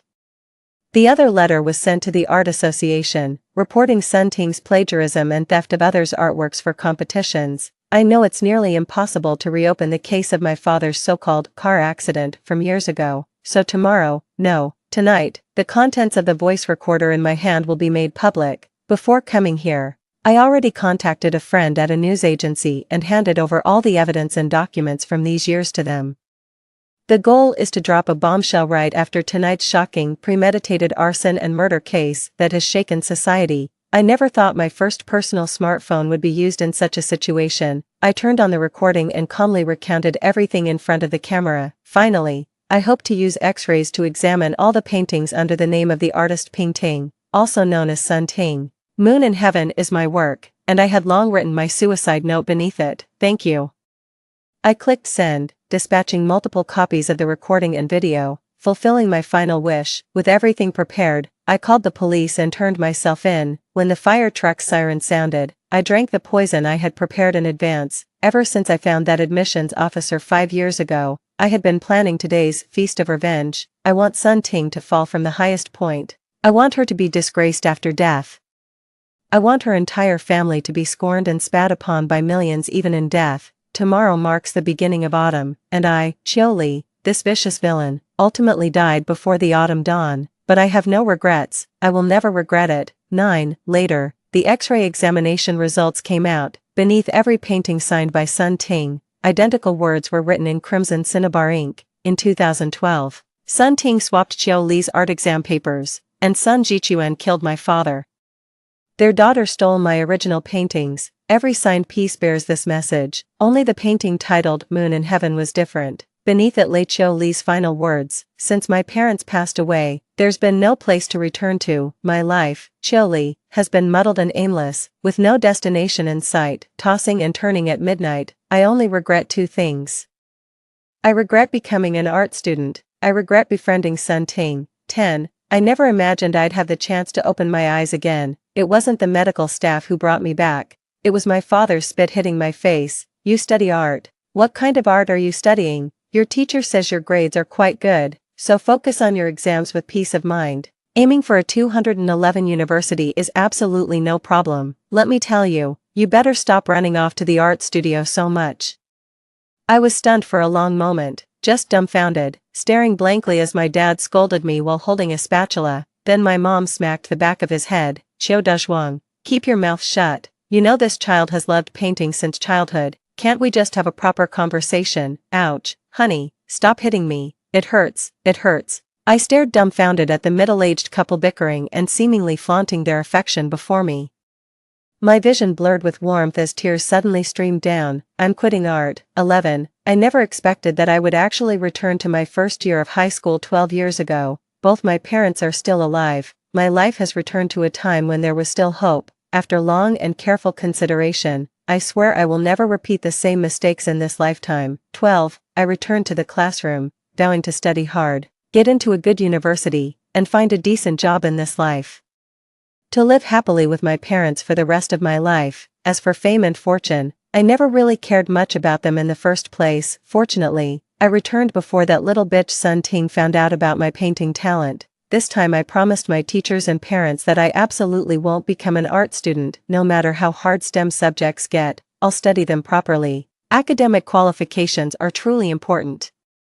I suffered too much from lacking them in my past life. I must pursue postgraduate studies and civil service exams. 13. That day, as I was furiously working through math papers from 5-3 and struggling with obscure problems, a cold youthful voice suddenly rang in my ears, a roguish and sloppy tone of voice. Hello everyone, my name is Qin Ming. I took a moment to look up and saw a handsome guy with thick eyebrows, big eyes, a high nose bridge, and earrings, exuding an air of unruliness all over. At first glance, he looked like the kind of troublemaker who'd give a homeroom teacher headaches for 3 years straight. I simply couldn't connect the person before me with the young CEO of Yuanhong Corporation from over a decade later. That man elegantly wrapped in a black tailcoat, exuding sophistication and sex appeal in his head-to-toe luxury designer wear. Oh, it's been too long. I'd completely forgotten. Back when Qin Ming transferred to our high school, the kid had all the airs of a spoiled young master. I found it amusing and quickly turned to glance at Sun Ting, who hadn't yet been assigned to the art class. Take a look. That's your future husband who'll lose his wife before even getting married. Sun Ting reacted indifferently, a flash of admiration in her eyes before she turned away to look out the window. Our classroom window faced the art class, and if I remember correctly, Lin Luoshan was sitting in that spot. Oh right, back then the bad boy male lead trope wasn't popular yet. All the girls were into aloof campus heartthrob painters like Lin Luoshan. I turned my head and continued watching Qin Ming with schadenfreude. Though I don't know what President Qin thought about me burning down his fiancée's family in the future, or whether he hated me enough to scatter my ashes to the wind, but right now, TSK. His future wife who died before they could marry still looks down on him now. Ha ha ha ha ha ha. Qin Ming, you sit at the far right of the second row. Chiu Li, make some space for your new desk mate. At that moment, my ha ha ha got stuck in my throat with a click sound. Damn it, how could I forget? Before the class division, I had been desk mates with Qin Ming for a while. Qin Ming, that spoiled rich kid. Picked up his school bag and slung it over his shoulder with the same disdainful look as years ago. Seeing me still staring dumbly at him, he seemed to imagine something in his head, then put on that smug and cocky expression of his. Are you chilly? Still dazed? I just gave a vague MHM in response. To my surprise, the brat actually grinned and delivered that so-called classic opening line again, autumn pear. What kind of giant pear is that? Did your parents love drinking pear syrup so much they named you after it? Pears are supposed to be round and plump. Oh wait, you are kinda chubby, you do resemble a big pear. The whole class burst into laughter. This was exactly like last time. He made fun of my name the same way in my past life too, and he called me fat. I'm not fat at all. I just have a little extra meat on me. Can you blame me? It's all because Cho Dazhuang made the food too delicious. This little brat is so infuriating to look at in this lifetime too. In the previous life, Chioli was timid and didn't dare to speak up. In this life, Chioli has completely transformed and is striking back with full force. 14. Can you believe I could tolerate this? I slammed the table indignantly. I threw a punch right then and there, knocked him flat on the spot. Well done. My dad stood up and applauded for me. My mom slapped him across the face, while my dad was whimpering. She earnestly lectured me about not being violent with classmates and getting along well with them. She said violence wouldn't solve anything, and if it really came to blows, how could a petite girl like me stand a chance against the tall and sturdy Qin Ming? Making enemies wouldn't be good. The next day she dragged me to apologize to Qin Ming. 15. In the infirmary, Qin Ming was changing the dressing on his chin, grimacing in pain. The moment he saw me, his face darkened as he turned away, pretending not to notice me. I'm no longer that thin-skinned little girl from before. For 10 years, I've worn dirty clothes, endured scornful looks while picking up discarded bottles. My skin has long grown thick. Moreover, upon reflection, I realize I was indeed too impulsive. The main thing is, if I make an enemy of the future CEO Qin, I might really end up picking bottles for a living. I quickly stepped in front of him, stood at attention, and was just about to speak. Qin Ming snorted impatiently. What are you here for? Didn't hit me enough yesterday, so you came to give my left cheek another punch today. I pinched my arm hard, and tears instantly welled up from the pain. I'm sorry, woo-woo. I shouldn't have hit you, woo-woo. I was wrong, woo-woo. I cried with such genuine emotion and apologized with such sincere words. Qin Ming panicked instantly. Why are you crying? Followed by a clattering mess as things fell to the ground. And he hastily fetched tissues for me. Sniffling, I took them, wiping my tears while stammering apologies about how I was wrong. Qin Ming awkwardly muttered that he wouldn't bother arguing with a little girl, grumbling about how women are such a hassle. Tilting his head and seeing me still gazing at him with teary eyes, his expression shifted before he finally softened and apologized. I'm sorry, I shouldn't have teased you about your name yesterday. I spoke out of turn. My mom always says that about me too. Actually, I don't dislike pears. I quite enjoy eating them. You're still saying it. You're still saying it. In the end, this little conflict was peacefully resolved after we both got scolded by our homeroom teacher. 16. While I was quickly writing my test paper, this guy kept holding his chin, occasionally hissing in pain. TSK, she looks so gentle and quiet, yet she hits so hard. I can also hear people whispering about it. Why is Jolie so violent? She even hits people. Who would have thought? Who knows? No idea where she got the guts. Qin Ming looks like a punk. But she's not afraid of retaliation later. Who would want someone so fierce? I slammed the pen down, startling Qin Ming. Then they heard me whisper, I'm not the Chioli of the past anymore. Now I am, Neohuru Chioli. What? Of course he doesn't understand. Empresses in the Palace hasn't aired yet at this time. Where did you get the nerve? I've already died once. What wouldn't I dare to do? And my parents are still alive. I've returned to the best time of my life. I wake up happy every day. I'm truly overjoyed. Unexpectedly, Qin Ming turned his head, threw the pen, and shouted towards the whispering direction. It's study hall. What are you talking about? Quiet, understand, be quiet. Those people didn't dare to argue with him. You're not the discipline committee member. 17. Back in 2010, the new college entrance examination system hadn't been implemented yet. There were only arts and science tracks. It's almost time to choose between arts and science classes in the second year of high school, and I'm currently looking up job prospects for both fields. Final decision, I'm going to study arts. My father remains astonished by my sudden maturity as an abnormal phenomenon. What? You really want to study liberal arts? I put on my backpack and tied my hair into a high ponytail in front of the mirror. Seriously, my math and physics grades aren't as good as my liberal arts scores. I have a good memory and fast memorization skills. Studying liberal arts will make it easier for me to take postgraduate exams and civil service exams later. My father was puzzled. But you didn't want to take the civil service exam before. You said you didn't like a life where everything is predictable. The trend of people gravitating towards government jobs is inevitable in the future, although it's uncertain whether this parallel world will experience a pandemic. Civil service positions are truly appealing, working 9 to 5 and spending evenings with you all. I think that's the best kind of life. Who needs your company anyway? I cheerfully left my bewildered father behind and rode out on my rickety old bicycle. Both my parents are ordinary salaried workers. In my past life, they spent a fortune supporting my art studies. Studying art is a money pit, and our family had to tighten our belts just to get by, never able to save any money, otherwise.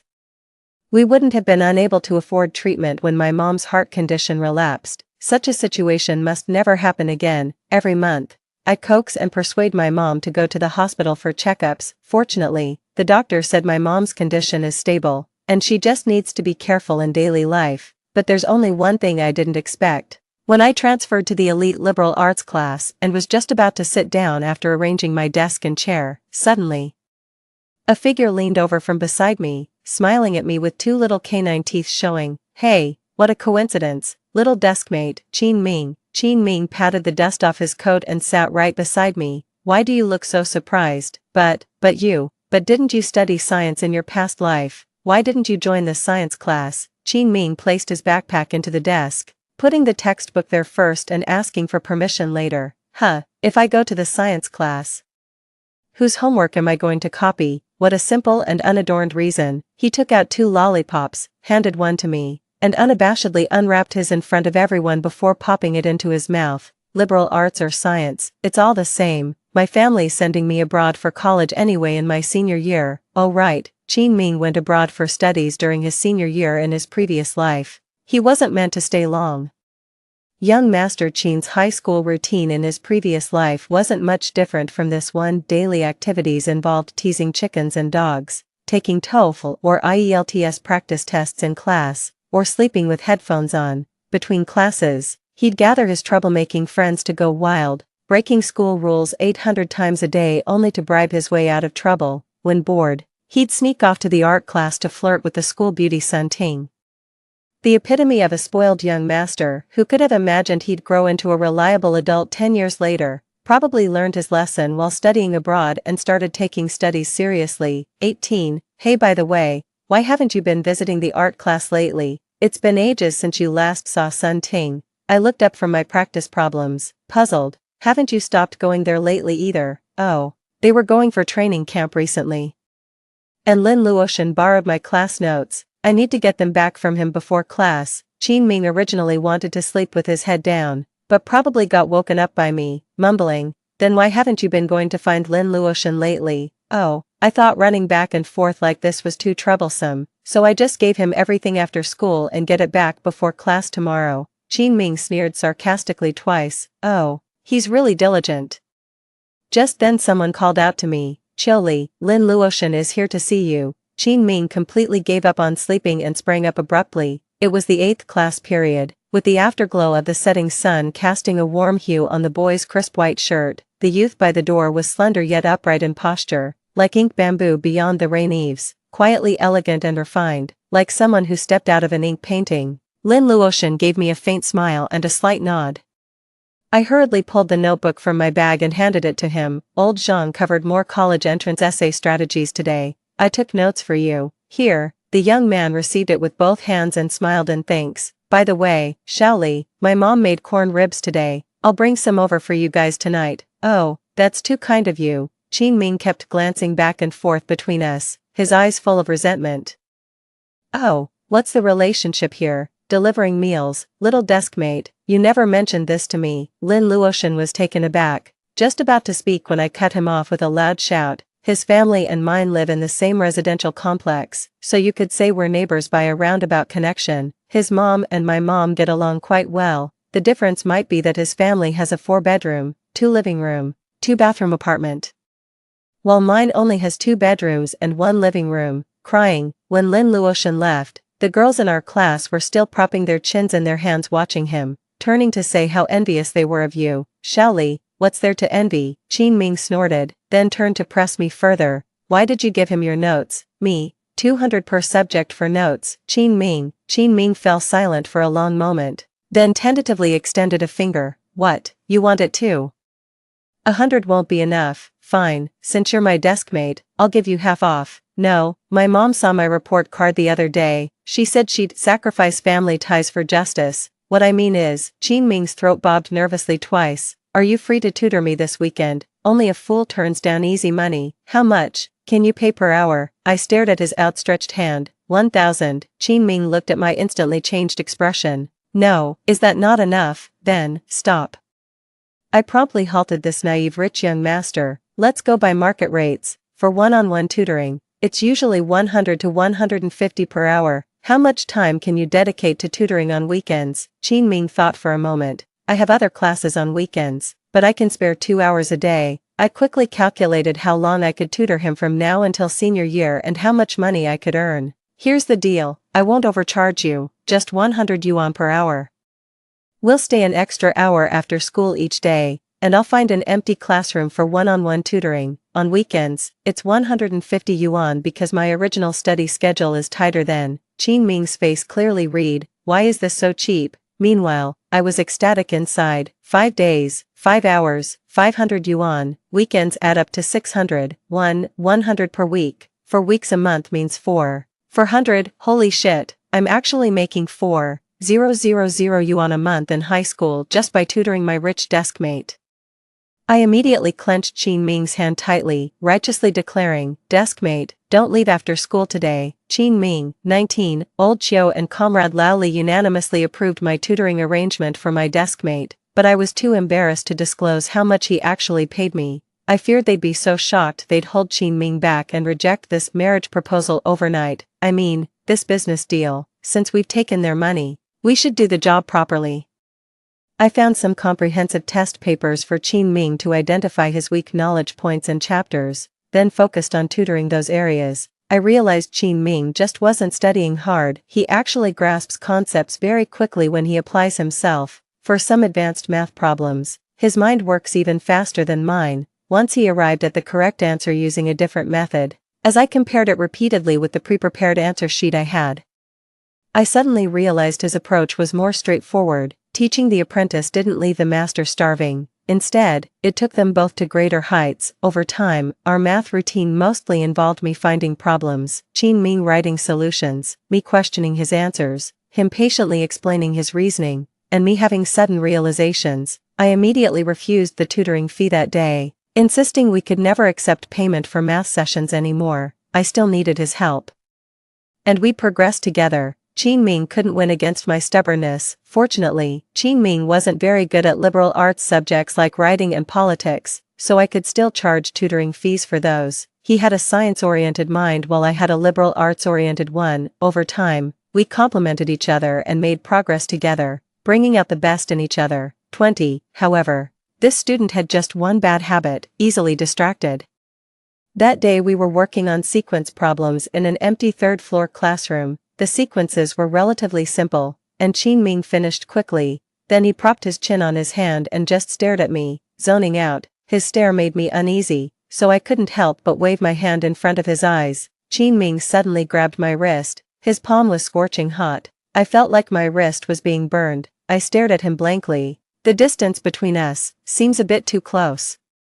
That second felt like an eternity. It seems like the first time I've seriously observed Qin Ming's appearance. The young man has deep-set eyes and handsome features. If Lin Luotian is like water, gentle and mild, comparable to the moon, then Qin Ming is undoubtedly the sun, a light that breaks through the clouds and illuminates the darkest night. He's not smiling right now, yet I can almost see his usual grin, revealing his canine teeth. Like a little son. 21, deskmate, if you don't let go now, it'll be impolite. I dryly quoted a meme from 10 years later, watching him freeze before hastily releasing me. Qin Ming scratched his head awkwardly, as if searching for words. I meant to say, little deskmate, the subjects you need tutoring fees for are getting fewer. shouldn't we raise the rates? Who do you think I am? I say no, not happening, absolutely not okay. Ever since you started tutoring me, my grades have skyrocketed, and I'm almost breaking into the top 100 in my grade. My mom asked about your tutoring fees and said she wants to increase them. I still refused. No, we agreed on a set price, and you're already paying quite generously, but your eyes light up when you talk about money. Qin Ming frowned. I don't understand why you're refusing. You clearly love money. Yes, I do love money. I lowered my head and whispered, that's because you've never experienced being broke. Xiao Ming, I do love money. But a gentleman acquires wealth through righteous means. Do you have to call me Xiao Ming? It makes me sound like the textbook character. I love calling you that. It's so cute. Xiao Ming, 22. These days I've been studying with the same intensity one used to earn and save money in my past life. I found that the knowledge points which once seemed obscure and difficult to understand don't feel as challenging anymore. Qiu Dazhuang and Oldly both stared at me in shock, watching as I never put down the book in my hands. In this lifetime, I've completely stayed away from Sun Ting and stayed far from the art class. Whenever I have time, I just want to desperately do practice questions and tests, studying as hard as I can. I can't bring myself to play. Now I understand the value of studying. There are no shortcuts on this path of life. I didn't memorize the 2012 college entrance exam answers in my past life, and I don't need them in this lifetime either. If heaven gives me another chance to retake the college entrance exam, it's not for me to take shortcuts or seek opportunistic gains. The higher you climb, the harder you fall. It demands that I stay grounded, work diligently, remain true to my original aspirations, and forge ahead with perseverance. I don't need to get into a top-tier university either. I just want to study hard in this lifetime to get into a good college, making up for the regret of never attending university in my past life. I will strive for a bright future, for myself and for my parents. Because of the tutoring sessions, I've become quite familiar with Qin Ming's home in City A. His parents are abroad year-round and rarely return home, leaving only an old British butler to manage everything in the villa. During one tutoring session, an unexpected situation arose. Qin Ming received a phone call and had to leave temporarily, telling me to look around the place. If he hadn't returned by 5 p.m., someone would be arranged to take me home. Unable to sit still, I wandered around the corridor, peering here and there. The old butler followed behind me with a cheerful smile, introducing each ornament and decoration one by one, while sharing amusing stories from Qin Ming's childhood, until we reached the 3rd floor, where a half-open door stood at the end of the hallway. I absent-mindedly glanced at it, then froze in place. That's the art studio. The madam occasionally used it when she visited, but it's been unused for a long time now. Would Miss Chiu like to take a look? I thought I could suppress my longing for painting. It's been a year since I returned without touching brushes or paints, but today, when I saw them, my hands were trembling. I sat before the canvas, skillfully unsealing the paper glue and preparing the brushes and paints as if I'd rehearsed it 10,000 times. I stared at the blank sheet before me, taking a deep breath. Then I picked up the pen. 23.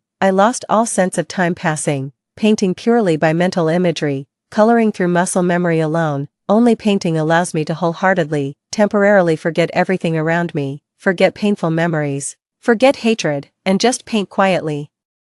The light outside the window shifts between brightness and darkness, while the colors blend and diffuse. I don't know how much time has passed. When I became somewhat clear-headed, it felt like the first time I was seeing what I had painted. Only O remains in my heart, the moon in heaven. What I drew was the outline of the moon in heaven. Some subtle details have imperceptibly changed, but overall it resembles its form. I don't know why I drew this, why I felt compelled to recreate the moon in heaven. Qin Ming stood right behind me, leaning against the doorframe, staring at me intently. I didn't know how long he had been standing there, but he remained quiet, watching me paint without making a sound. I turned my head, and his gaze shifted from the painting to me. He said, "It's very beautiful. You should have pursued art. You could have attended the best art university." That's what he said. I looked at him, and tears suddenly started flowing. Qin Ming took me home that day. I cried the whole way, sobbing uncontrollably. I wanted to ask him so many things, why he married Sun Ting, and to tell him that moon in the sky was painted by me, but I couldn't say anything because he didn't remember our past life. I don't recall what comforting words he said, only that he held me, and I ended up crying my heart out in his arms again. It turns out I could feel wrong too. Wrong that Sun Ting stole my painting. Moon in the sky was never about her. It was always me. the silhouette of a woman weeping on the Atlantic coast. It was clearly me all along. How dare she be the moon in the sky, and how dare she call me the dirt beneath her feet? I resent that my past life was so stifling and wretched, filled with pain and torment. When I finally composed myself, I opened the door to the stern faces of Chiu Dezhuang and Madame Li. Confess honestly, which brat are you secretly dating? It's over. They saw me hugging Qin Ming downstairs. Miss Li had sharp eyes. Old Chiu, this boy looks familiar. Have we met somewhere before? Chiu Dezhuang always reacts quickly at the most inappropriate times. Hey, isn't that someone? I think it looks just like Lily's deskmate. Is that him? After discussing, they concluded, no doubt about it. It's that kid. What's his name again? Qin something. Yeah, it's him. Then Chiu Dezhuang started rummaging for a stick. Where did this brat come from?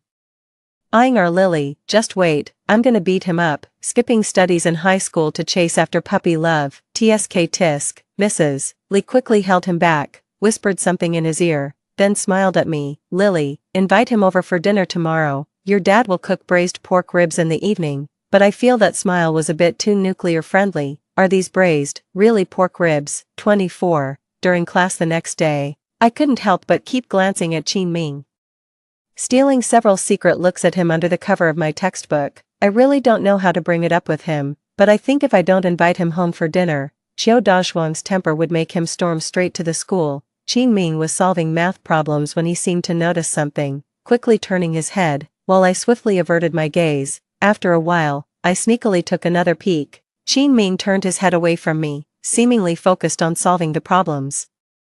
But his hand was firmly pressed against the back of his neck. The fair neck suddenly flushed red near the ears. I thought this blush looked truly beautiful, exceptionally alluring. It made me want to take a bite. Then I got hit square on by the teacher's chalk. Chiu Li, come up and solve this problem. On the blackboard was a quadratic function problem old Zhang had just finished drawing. Qin Ming was particularly good at functions. We had just solved a similar problem yesterday, so I confidently stepped up to the board. Old Zhang frowned as he examined my smooth and visually pleasing solution. Finding no flaws, he turned to me and asked, you solved the problem perfectly, but do you know why I called you up here? Chiu Li, you keep glancing at your deskmate during class. The students dozing off in the back of the class instantly perked up. I looked down at the little radishes below, their eyes wide and sparkling as they stared at me. Because, I scratched my head, unable to think of a reason. Old Zhang stared at me, so I had no choice but to say, because he's good looking. So I looked. Old Zhang, classmates, wow. Qin Ming suddenly covered his face. The whole class erupted into the most enthusiastic applause at that moment. Old Zhang angrily slammed the table. No laughing, no laughing. Everyone focus on the problem.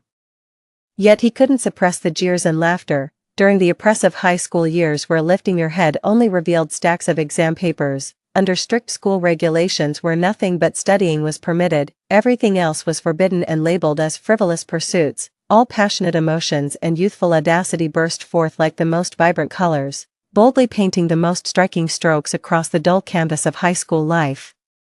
Combining both my past and present lives, this was the first time I'd ever received such thunderous applause and cheers. Old Zhang initially tried to stop us, but later leaned against the blackboard, watching our group of little rascals, and smiled helplessly. Then he quickly told me to get down, and I heard him mutter under his breath, if it weren't for seeing your recent improvement in math, I wouldn't have let this slide so easily. I ran down with a cheeky grin. When class ended, I was hesitating about how to approach Qin Ming, but the moment the bell rang, he bolted out the door before I could even catch a glimpse of him. The classmates behind me were gossiping and poked me. Hey, did Qin Ming run away because you scared him? Exactly. Look at old Zhang's face. He's the most conservative one. You're really bold. Me, what? Can't I say someone looks good if they do? Them. Damn, bro. On the rooftop, a youth in a white shirt stood like a sturdy pine or resilient bamboo, his face serene as his brush brought blossoms to life. The rooftop door was slammed open as a figure burst out in a flash. His hands gripped the railing desperately as he bent over, gasping for air.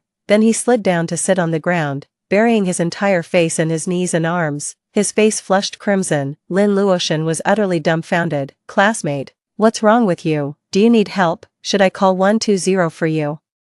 Qin Ming raised his face, and Lin Luoshan froze before asking, did you get heatstroke? Then Qin Ming suddenly cursed loudly. What the hell are you doing here? Lin Luotian spread his hands, just avoiding Sun Ting for a bit. Lin Luotian had heard of Qin Ming's reputation as the tyrant of no. Too high more than once. The usually wild and unruly teenager was now blushing shyly, like a fierce beast revealing its soft underbelly for once. Now the beast was acting awkward yet boastful.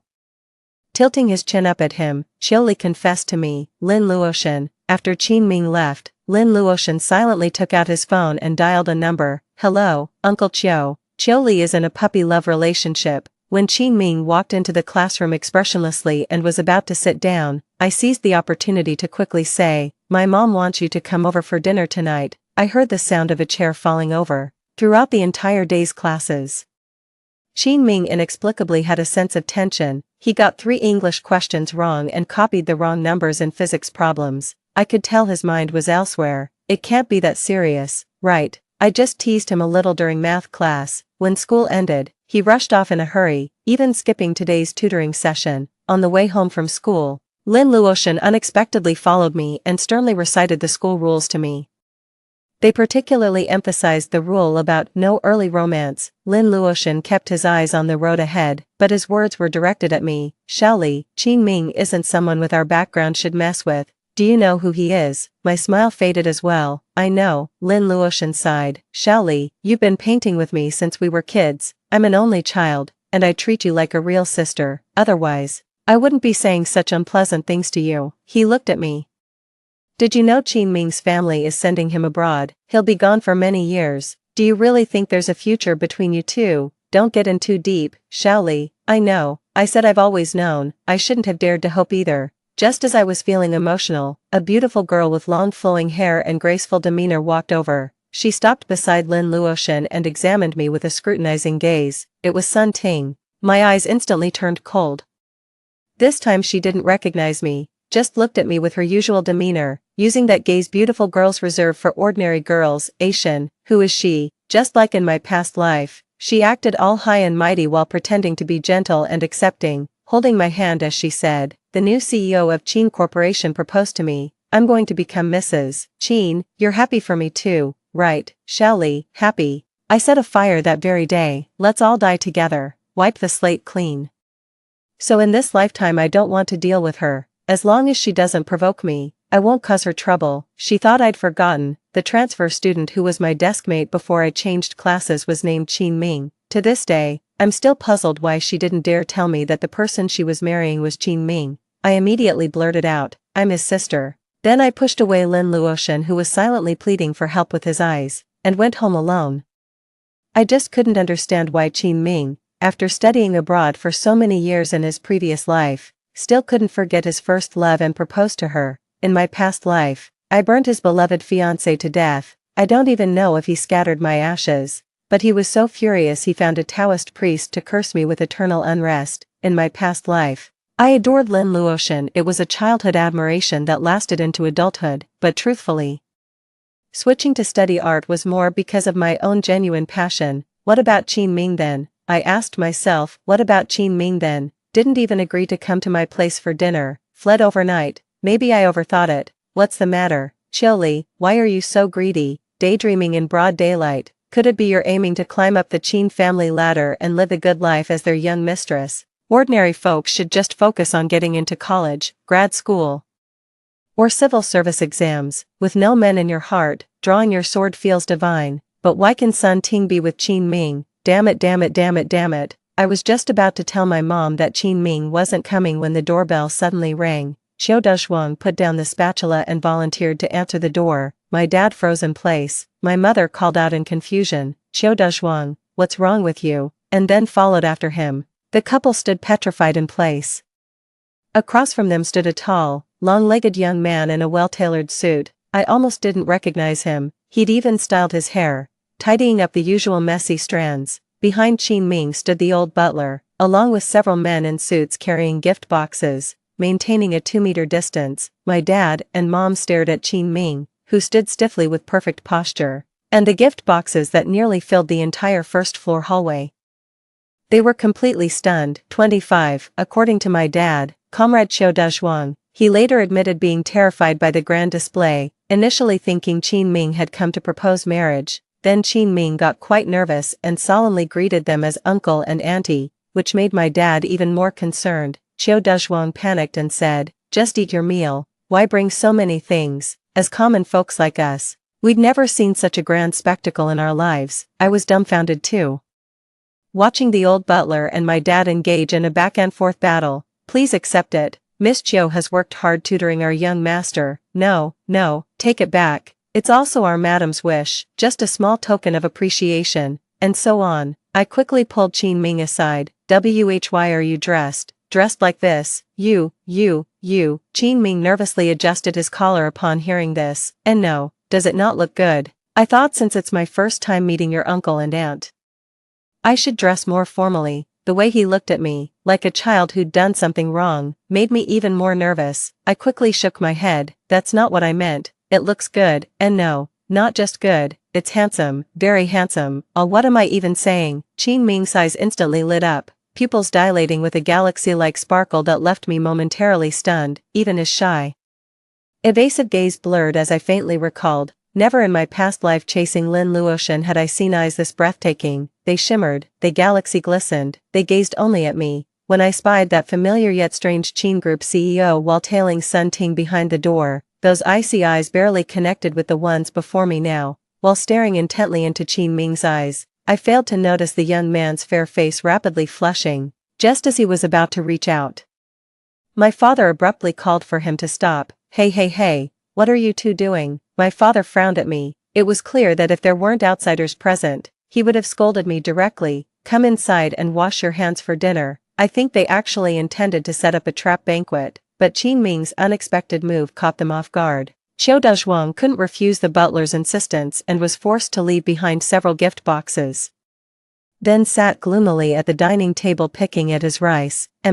Li kept enthusiastically urging Qin Ming to eat. After Qin Ming lavishly praised their signature dishes, he suddenly changed the subject, saying his parents had never cooked for him, putting on an envious expression. That fleeting look of loneliness in his eyes somehow precisely struck a chord with Li, unleashing boundless maternal love. Then I watched as my mother used serving chopsticks to take the dishes in front of me, while Qin Ming's bowl was piled high with food beneath his smiling face. "No, Mom, is there a possibility that I'm actually your biological daughter?" Qiu Dezhuang cleared his throat with a fist pressed to his mouth. Looks like Dad remembered his lines. He gave a dissatisfied glance at my mom, who was already charmed by Qin Ming, and finally got to the point. "Qin Ming, our Lily has told us everything. Her improvement in math is all thanks to you. We really want to express our gratitude." Then my father picked up the teacup. "You're still underage now." He emphasized the words underage. "Good kids shouldn't drink alcohol. Today, let's substitute juice for wine." Qin Ming quickly raised his teacup too, reacting swiftly. No. If Qiuli hadn't tutored me, my grades wouldn't be this good now." "Uncle, you're giving me too much credit." My father was very pleased. That's the right attitude. Learn from each other and make progress together. Senior year is coming soon. The more critical this time is, the more you need to focus single-mindedly, study hard. I know you're both good kids who wouldn't make adults worry. Let's work hard next year and get into good universities. I get it now. My dad's subtly hinting at us here. No wonder my dad's so sharp. He didn't say it outright, but every word seemed like a veiled suggestion. Qin Ming paused, then smiled and responded earnestly. "Understood, Uncle Qiu, right now. Qiuli and I share the same top priority, acing the college entrance exams. We'll work hard to get into a good university together, so please don't worry." My dad was generally satisfied, though old Qiu still seemed displeased with terms like "we" and "together." During dinner, my father took Qin Ming aside privately, and the two talked for a while. I didn't know what they discussed, but my father's relieved and reassured expression when he came out only deepened my confusion. As we were leaving, old Qiu and old Li stood on either side of Qin Ming, while my mother held his hand warmly, urging him to come over for meals often. My father patted his shoulder and said, "Young man, your future is boundless. Keep up the good work." "Lily, see him off." "No need, Uncle. It's not safe for a girl to go out alone at night. They're waiting for me downstairs. No need to send me off." As he was leaving, Qin Ming turned his head and stole a glance at me, then he smiled at me, revealing his little canine teeth. 26. Qin Ming took half a day off. I heard his mother had returned and there were some family matters to attend to. Bored, I slumped on the desk, itching to doodle, so I fished out a marker and found a notebook to scribble in. By the time I realized it, a familiar silhouette had already taken shape on the paper. The classmate behind me suddenly leaned over, exclaiming "Oh my," as she snatched it away. "Isn't this Jean Ming you drew?"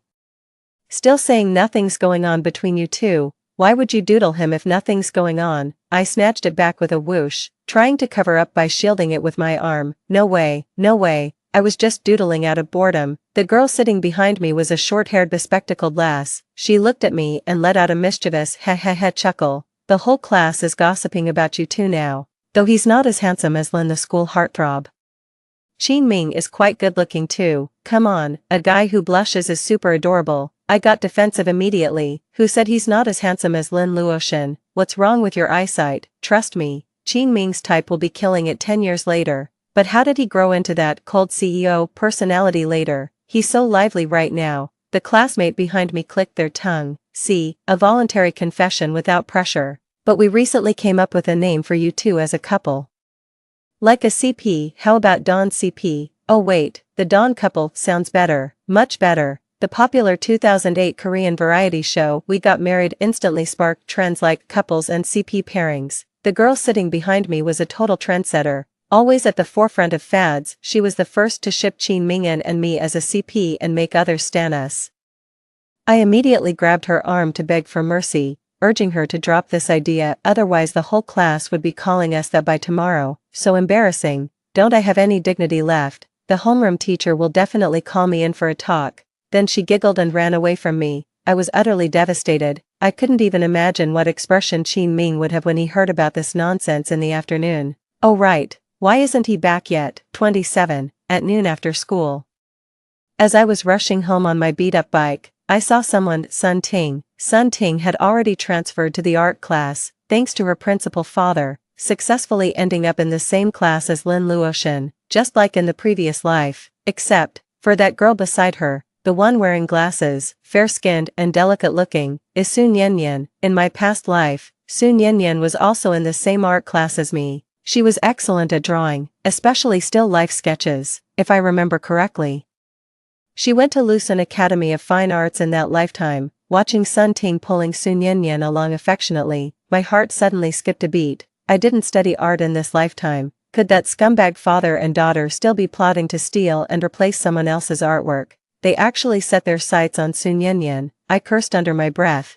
The regular college entrance examination admission system has implemented online registration and enrollment since 2001, making it quite difficult to scheme in recent years, but art exams are different. In an era when surveillance wasn't yet fully widespread, and invigilation didn't utilize AI electronic systems or information technology, there were too many loopholes to exploit in art school entrance exams and joint provincial exams. I struggled all the way wondering whether to meddle in others' affairs, having been drenched by rain myself. I can't bear to see others stay dry. I want to snap their umbrellas. 28. That very afternoon after school, I cornered Sun Yanyan. "Be careful of Sun Ting during the exam. Keep your wits about you and stay alert. If a proctor keeps staring at you while you're drawing, be careful. She might swap your paper." Sun Yanyan was a soft-spoken girl with a gentle voice. Perhaps startled by me, she asked timidly, "Why would they swap papers, and who would they give it to?" I could tell at a glance that this girl was the type to be bullied, easily pushed around, and too afraid to speak up. Just imagining Sun Ting stealing her artwork to get into Lucerne Academy of Fine Arts, leaving Sun Yanyan weeping helplessly, made me furious. The 10 years I endured, should I let other victims go through the same ordeal? Whoever I warn you to be careful about is exactly who you should avoid. Just keep your guard up. I don't have any better ideas, so I can only give you this warning. Stay away from her. Sun Yanyan agreed softly and gently. Okay, shall we? I still felt a bit uneasy, so I immediately went to find Lin Luoshan and reminded him about this matter, telling him to be careful too, prepare for a rainy day, hope it's useful. Right now, I'm powerless to confront Sun Ting and her father. All I can do is warn others to be careful of them, but 9 times out of 10, Sun Ting has set her sights on Sun Yanyan. On the Friday before final exams, at the parent-teacher conference, I met Jean Ming's mother, the long-rumored Madame Jean, 29. Xiao Dezhuang volunteered to attend the parent-teacher conference for me, as my recent monthly exam results were quite impressive. with my memory and the advantage of Qin Ming's tutoring in science subjects, my total score surprisingly broke into the top 50 in my grade. No. 2 High School is a prestigious key school in the city, packed with top students. Making it to the top 50 in the grade means a good first-tier university is practically within reach. I wouldn't have dared to dream of this in the past. In my past life, my academic performance was barely enough to meet the minimum requirements for a first-tier university. It was only because my homeroom teacher at the time was being generous and wanted to keep me that they told my dad I had a shot at getting into a 211 university if I pushed myself. Even among first-tier universities, there are differences in quality between the top and second-tier ones.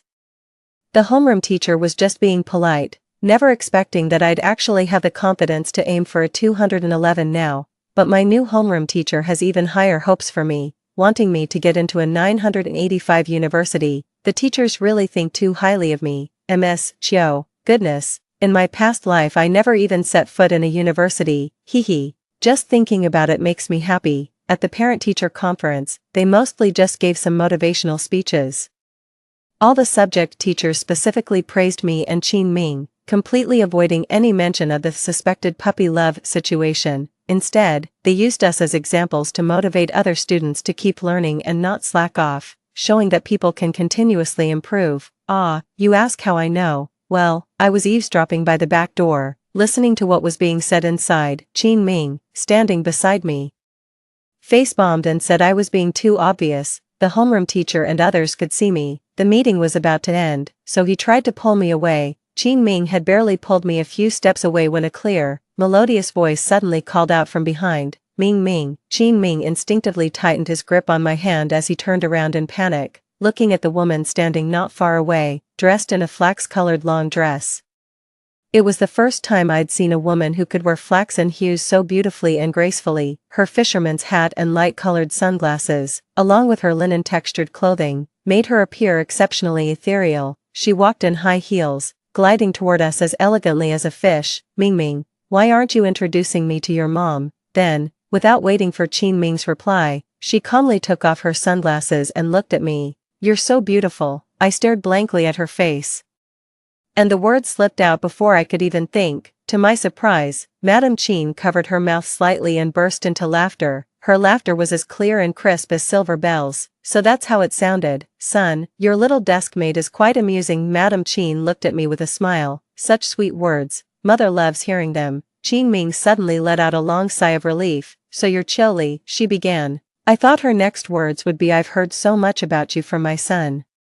Or something about thanking me for tutoring her son. That painting of yours is really quite good. It's been a while since I've seen a work that satisfied me this much. The young lady has remarkable talent. I never expected the first thing she'd mention would be moon in heaven. I'd left that painting at Qin Ming's place after last time. I'd occasionally work on it during weekend tutoring sessions. But truth be told, it still wasn't finished. Ming Ming said you drew this, and at first I could hardly believe it. Without exaggeration, there's a touch of a master's style in it. Madame Qin's facial features are generally gentle, but when her eyes look at someone, it gives a somewhat uncomfortable feeling, as if being seen through. But at such a young age, you can create works like this. Would you be interested in further studies at the Paris Academy of Fine Arts? I froze for a moment, instinctively shaking my head in denial. No, I'm not studying art. I want to take the civil service exam, to stay with my parents. Mrs. Qin gave me a surprised glance, slightly disappointed. Little Chili is so attached to home. Civil service, such an uncreative job. Mom, Qin Ming immediately intervened, and Mrs. Qin reluctantly changed the subject. I remember now. Ming Ming's grades have actually improved to the top 100 in his grade this time. He used to be unwilling to study, and these days he hasn't been fighting or skipping class either. It's all thanks to you. Mrs. Qin spoke while lowering her head to rummage through her bag. To make my son willingly attend school, this tutoring fee is far too low. Take this money. It's our way of thanking you, both me and his father. A pre-prepared red envelope appeared before my eyes. I felt quite flustered, especially awkward as I watched her take out a red envelope to hand to me. I found it very strange. The way the red envelope was given felt like a boss handing out bonuses to employees. At that moment, I genuinely felt it was very odd and uncomfortable, instinctively refusing by waving my hand and stepping back. Auntie, no need. I should only take the tutoring fee I deserve. Qin Ming has also helped me with science subjects, so I really can't accept this money. Thank you, Auntie. Qin Ming held her back. Mom. Mrs. Qin glanced at her son and slowly put the red envelope back. In that case, I have other matters to attend to later. I'll take my leave now. Ming, come home early today. Your father is returning tonight. After she left, Qin Ming gave me an apologetic look. My mom is always like this. Don't take it to heart. She's a bit.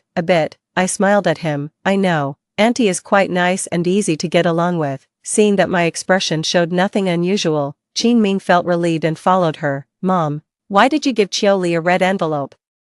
She's my friend, not Dad's employee or your assistant. Mrs. Qin walked at a leisurely pace, her expression unchanging. Ming, you know why your father is coming back, right? After summer vacation, you'll be a senior in high school. Your father has already arranged everything for your study abroad. Qin Ming froze on the spot. I don't want to go. Tell my dad I won't be going. When the old butler caught up, he happened to see Mrs. Qin watching as Qin Ming stormed off angrily. How rebellious, suddenly deciding not to go when everything was fine. There's definitely something fishy going on. Mrs. Qin sighed. The old butler looked worriedly at the young master's retreating figure as he opened the car door. Have you met Miss Chioli yet? I have. Mrs. Qin got into the car, lost in thought. How to put it? It's different from what I imagined, yet somehow the same. Tell me, how could a flower raised in a greenhouse since its teens paint something so full of despair? Without experiencing disasters and misfortunes that could torment one for a lifetime, enduring suffering, living in pain and despair with no hope for tomorrow, feeling every day like walking on the knife's edge, the mermaid traded her tale for. One simply couldn't paint like this. The butler listened in confusion, but didn't skimp on the flattery. Madam truly understands art best, but where exactly is the sameness you mentioned? Lady Qin nodded slightly. From her, I seem to perceive a profound sorrow. 30. Ever since meeting Lady Qin, I've been inexplicably restless. Her artistic aura is intense, yet this sense of artistry only makes me think of painting, which in turn reminds me of my hopeless past life, destitute and driven to despair. The moon in the sky, the extinct species in paintings. I finally understand why so many genius painters lived poorly, only becoming famous after death, in this year of rebirth. I didn't dare touch anything related to art again. I avoided the studio, rarely saw Lin Luoshan, and steered clear of Sun Ting, because the painting talent I once took pride in became the fuse that ignited my tragic life. I'd rather live in obscurity and peace. After final exams, Madam Qin sent someone to deliver my moon in heaven to me. It's been so long since I last painted it. I'm living happily now, so much so that I dare not even touch it. A painting intimately connected to my death and a past life, containing my deepest despair and agony. All I can feel towards it now is fear. I found a cloth and covered it. Qin Ming has been in a semi-missing state since the final exams. The tutoring has been temporarily suspended. When I text him, it takes him a long time to reply, just saying he's fine and that there are family matters. This can't go on forever. It's not a sustainable solution, because the SMS fee is actually quite expensive. I went to his house looking for him, worried that something might have happened, but the entire villa was empty except for the cleaning staff. Both the old butler and Qin Ming had left. The unease in my heart grew stronger and stronger, even if Qin Ming told me they were going back to the capital for the holidays, so they left. But I'm afraid he'll leave without a word, and I start constantly wondering if his family has secretly sent him abroad to study.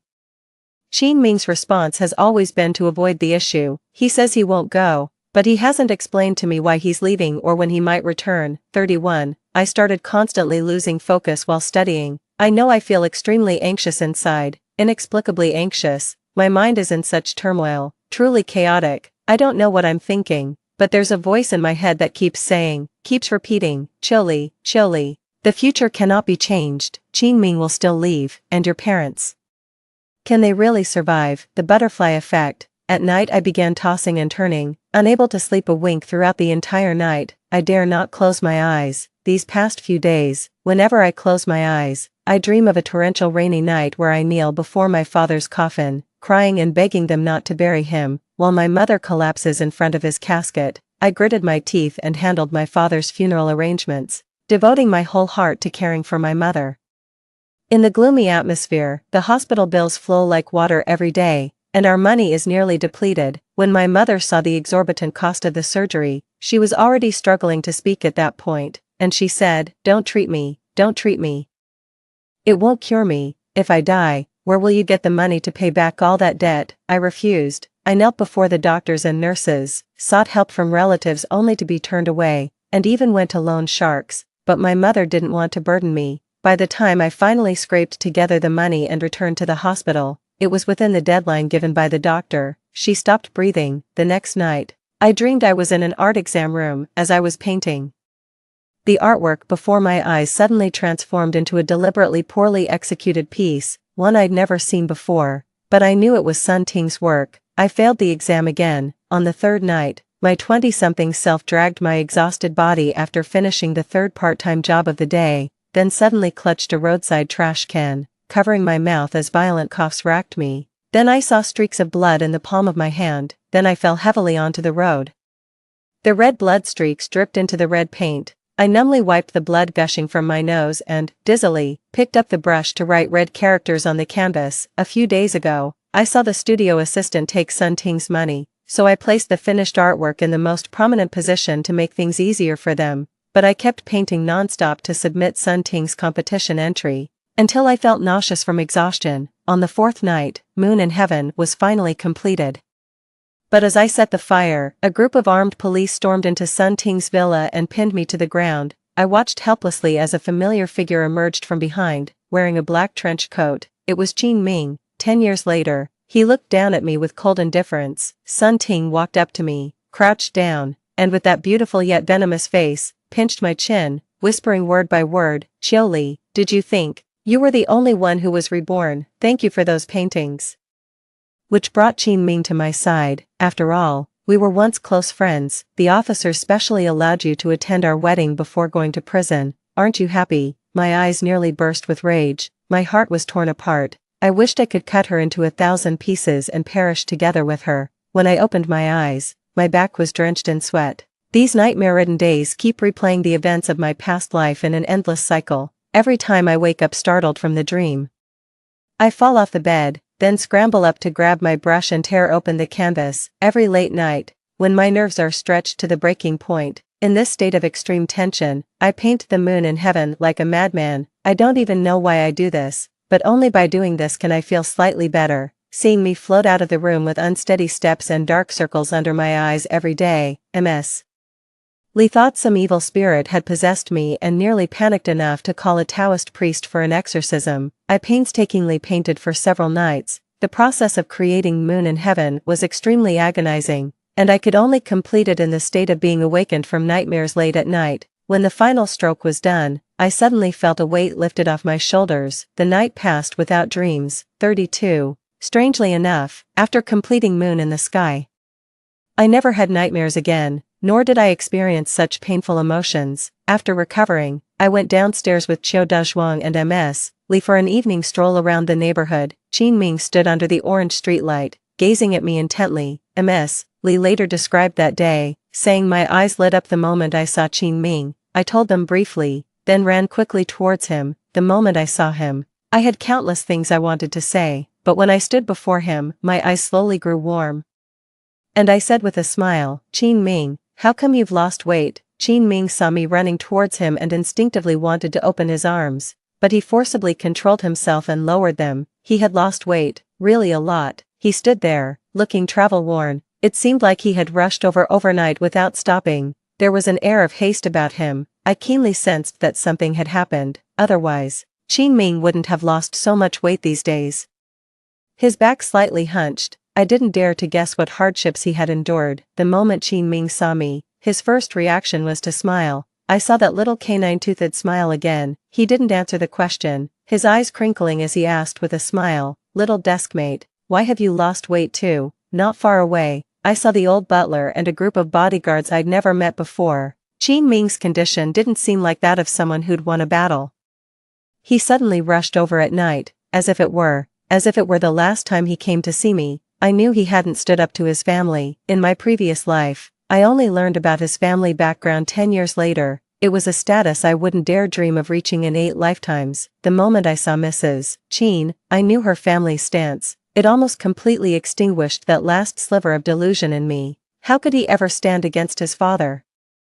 Yet this young man, this very boy before me, came to see me on a July night, cloaked in thick darkness, like a solitary hero. 33. The next day when I went to Qin Ming's house, it was the old butler who received me. The young master is still catching up on sleep. The moment the old master gave permission, this child rushed back without resting at all. Sigh. I took the black tea. The old butler seemed to have much to say, yet appeared to be holding back for some reason. After some deliberation, everything remained swallowed in silence. I found myself unconsciously touching the teacup, feeling unsettled. For a moment, no one spoke, and silence prevailed. In the profound stillness, the elderly man across suddenly spoke slowly. I've raised the young master since he was a child. To be honest, even the master and mistress don't understand his temperament as well as I do, Miss Chiu. The Qin family's assets are far more extensive than you can imagine.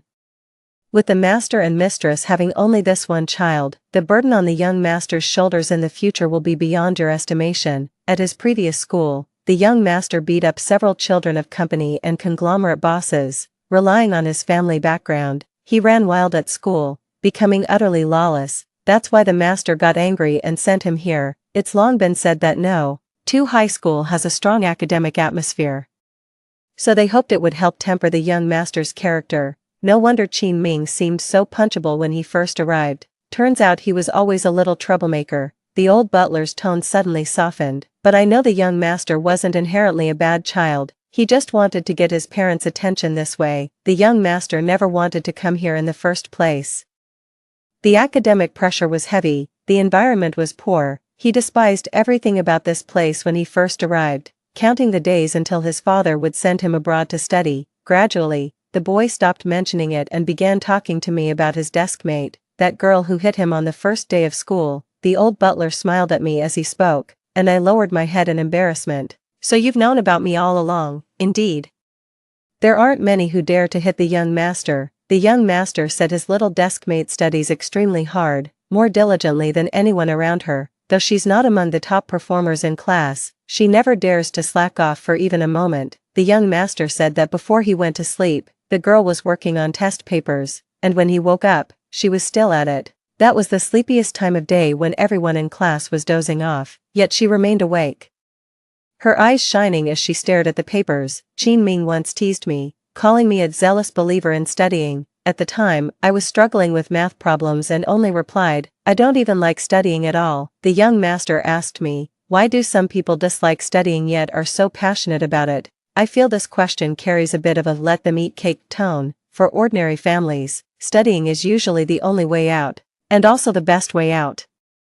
The old butler smiled and said he had told Qin Ming the same thing. Then suddenly one day, the young master's backpack finally started carrying textbooks. When I asked, I learned that you were going to tutor him and test him on reciting texts the next day. He started laughing as he said this. The atmosphere is now harmonious and joyful. The old butler shared many stories from the past, including things about Qin Ming. Then he suddenly spoke to me in a more serious tone, Miss Chiu.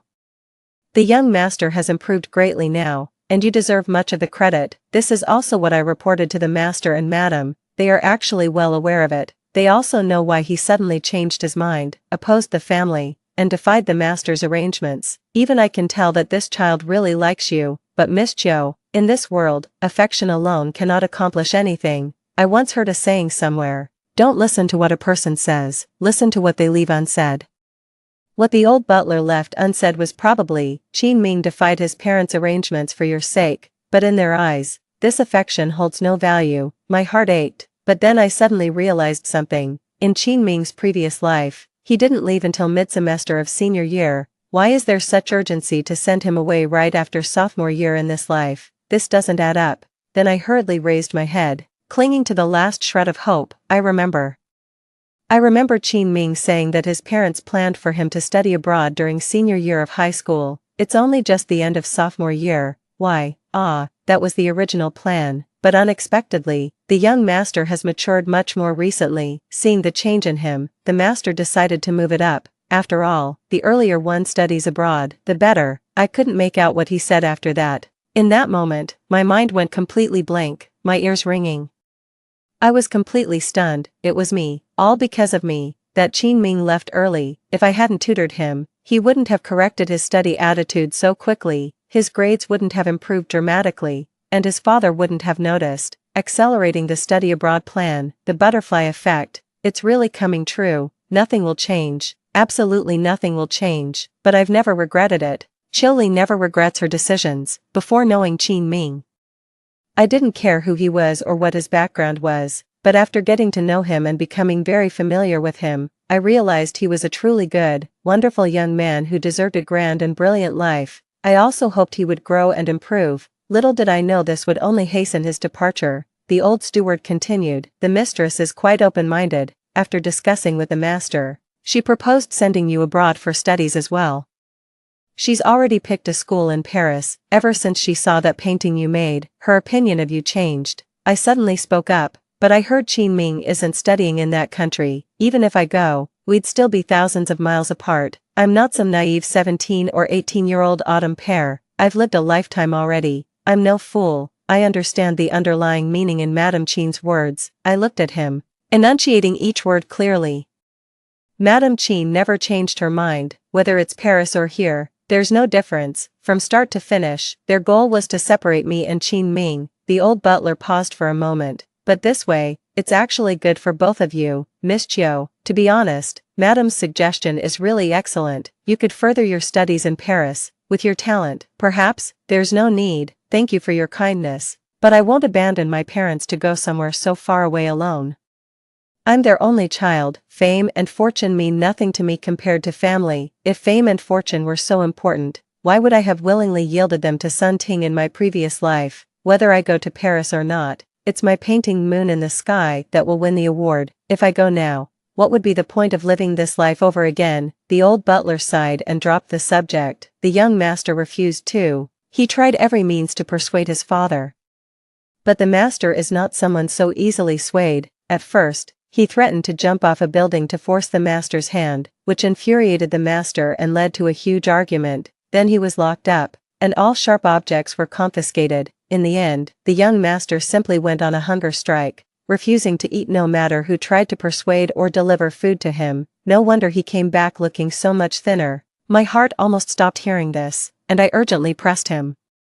And then, did anything bad happen to him? The old butler brought this up with a heavy heart, and the way he looked at me even carried a hint of reproach. The boy went days without a drop of water and fainted after just a few days. Even the master, as hard-hearted as he was, got scared out of his wits. The mistress was so angry she had a big fight with the master, and in the end, they both compromised. The old butler looked at me and said his final words to me.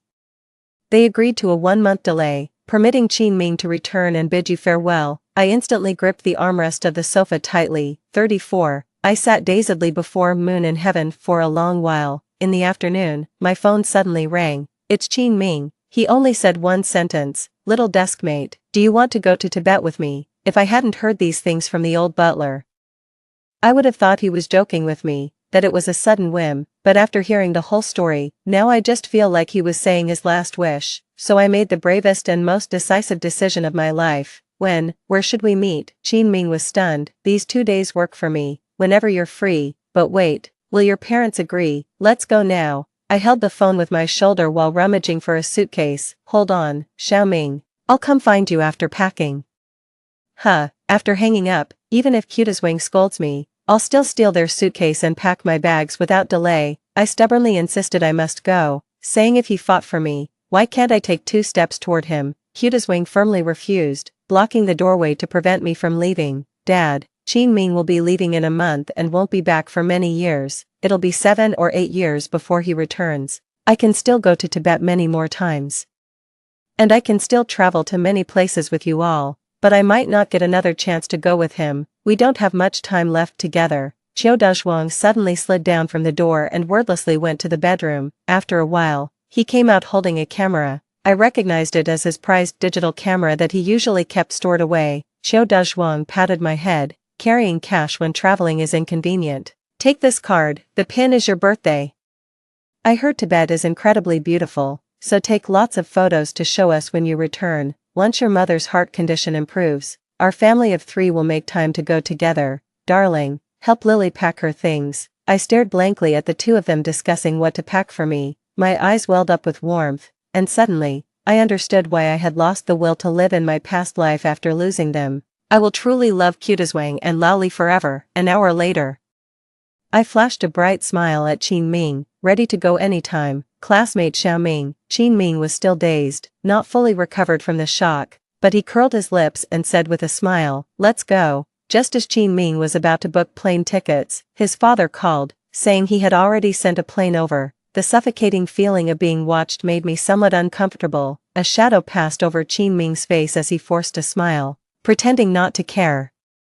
Then our whole group set off for Tibet in grand procession. Why use grand procession to describe it? Because aside from the extra bodyguards Qin Ming had brought this time, another group of people disembarked from the plane that landed at the private airstrip behind the villa. Has Qin Ming always lived in this kind of environment? Oh, it wasn't this terrifying at first. It's because of me. After he resisted his parents, they increased the number of overseers several times over.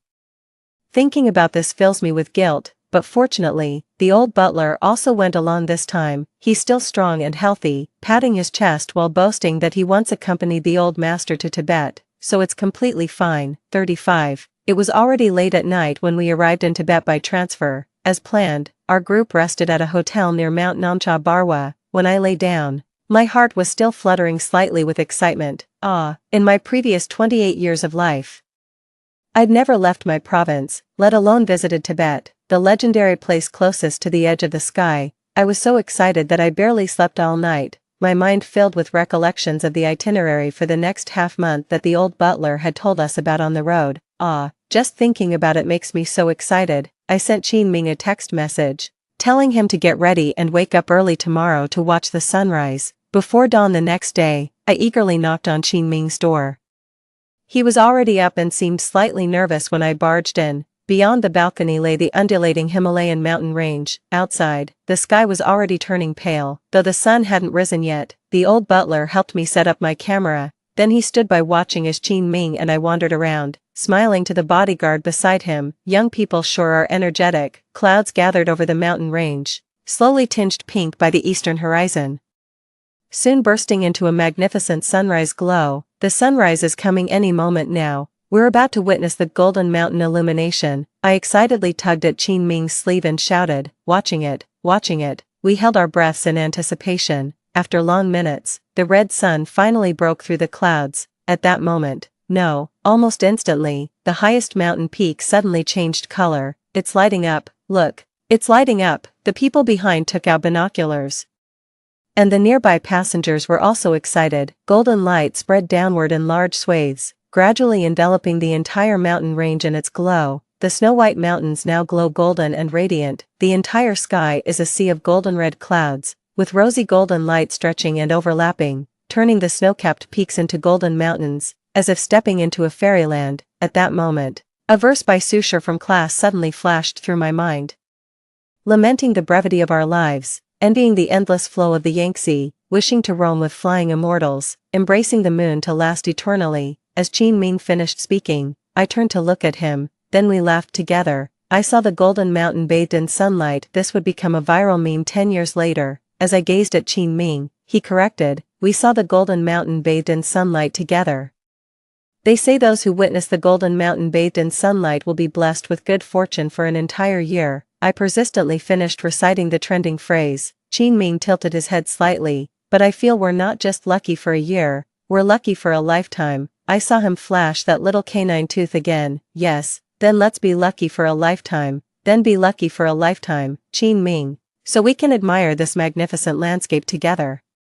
I gazed at Qin Ming as the morning breeze lifted his bangs, the golden light of the sunlit snow-capped mountains reflected in the young man's eyes. His familiar features suddenly carried an unfamiliar, breathtaking charm. Qin Ming was handsome. I'd thought so in my past life too. The boyish innocence was fading from his face. This time when he returned, his expression held not just weariness but also the composure and calmness of someone who'd grown up overnight. It was as if a gust of wind came from nowhere, scattering the golden fragments in his eyes, all falling into the wild-growing wasteland of my heart. No prairie fire can burn it utterly, the spring wind blows it back to life. A single spark can start a prairie fire. Not far away, the old butler made a silence gesture to the bodyguard beside him, then quietly pressed the shutter. 36, these past 2 days. Qin Ming and I simply turned a blind eye to those plainclothes bodyguards and enjoyed ourselves as we pleased. We had Tibetan-style breakfast on Barker Street, watched pilgrims from afar pay their respects, and raised our cameras to document Tibetan customs and culture. Then, at my strong insistence, Qin Ming changed into Tibetan attire. When he saw the shop owner putting on hair accessories and preparing to apply makeup, he jumped up in alarm, spotting me with the camera. He shamefully tried to cover my lens in embarrassment. Too bad I managed to snap the shot in time. I showed the freshly taken photos to the old butler with a laugh, and he promptly pulled me into the frame, handing me a Tibetan robe of similar color to change into. Then it was his turn to gleefully photograph me with the camera. Little deskmate, you look great, really beautiful. Don't cover your face, come on. Smile for the camera. The boss stroked his chin. Would you two like to take a couple's photo shoot? Me, Qin Ming, as we both suddenly turned our heads in unison, looking slightly awkward and unsure how to respond. The old butler chuckled and pulled the boss aside, whispering to arrange one for them. Qin Ming's styling was done quickly. When he lifted the curtain to enter, a stylist was applying my makeup. She brought out a pile of brightly colored hair ribbons and necklaces for me to choose from. Just as I was suffering from decision paralysis, Qin Ming pointed at the bright yellow one. How about yellow? She'd definitely look pretty with a yellow hair ribbon. The shop assistant held it up against me. You're right, your boyfriend has excellent taste. Of course, pears are yellow after all. So pretty. I turned my head angrily, only to see Qin Ming covering half his face with his sleeve while stifling laughter, while the Tibetan sister was braiding my hair.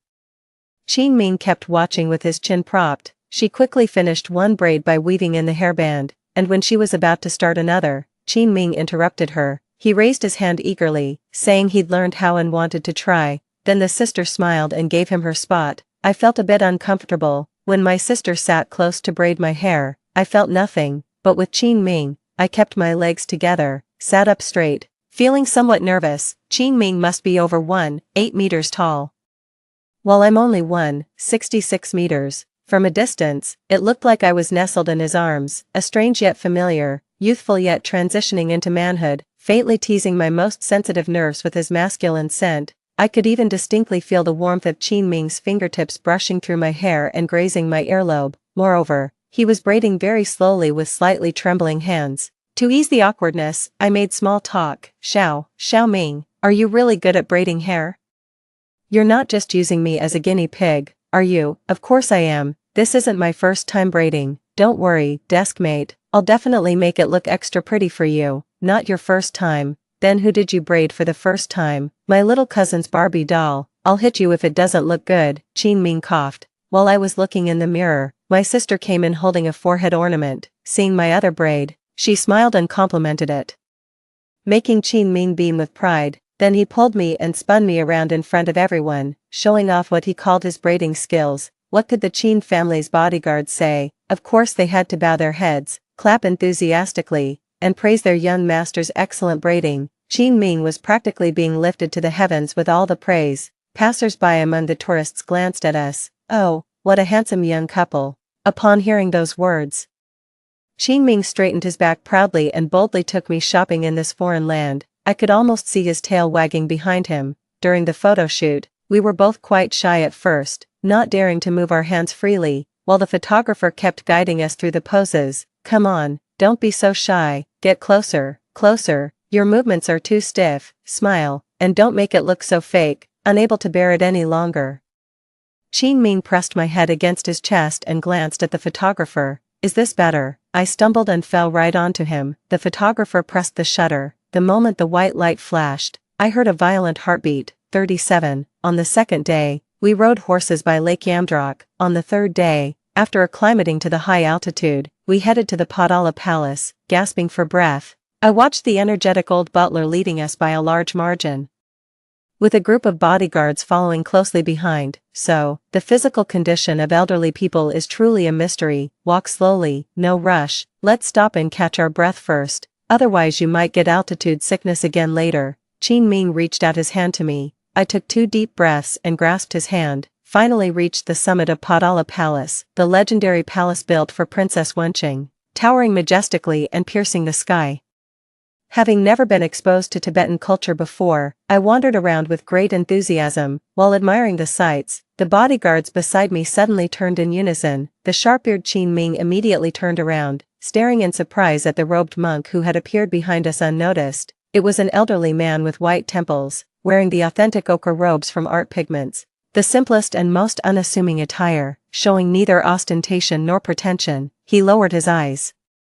Palms pressed together, sutras chanted within the palace halls, sandalwood incense swirling, distant bell tones echoing. Suddenly I had the illusion that he seemed to be gazing at me from afar. The monk approached us, offered a bow, and signaled to the nearby bodyguards that he meant no harm. He nodded with lowered brows, his weathered face bearing a serene yet aloof kindness, calmly pressing his palms together toward us. The morning dove brings glad tidings.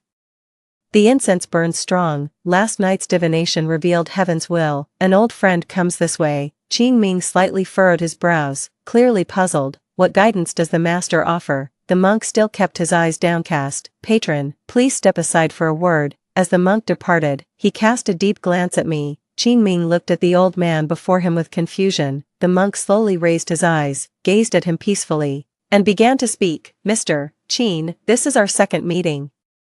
38. The sun is rising. Outside the Padala palace, golden threads gradually engulf the Buddhist niches, while Tibetan monks chant prayers. The young man before them wears only an expression of utter emptiness. Master, I've never met you before. The Tibetan monk lowered his eyes in silent meditation. The first time we met, you climbed 1,000 steps carrying an urn, traveling thousands of miles to pay your respects.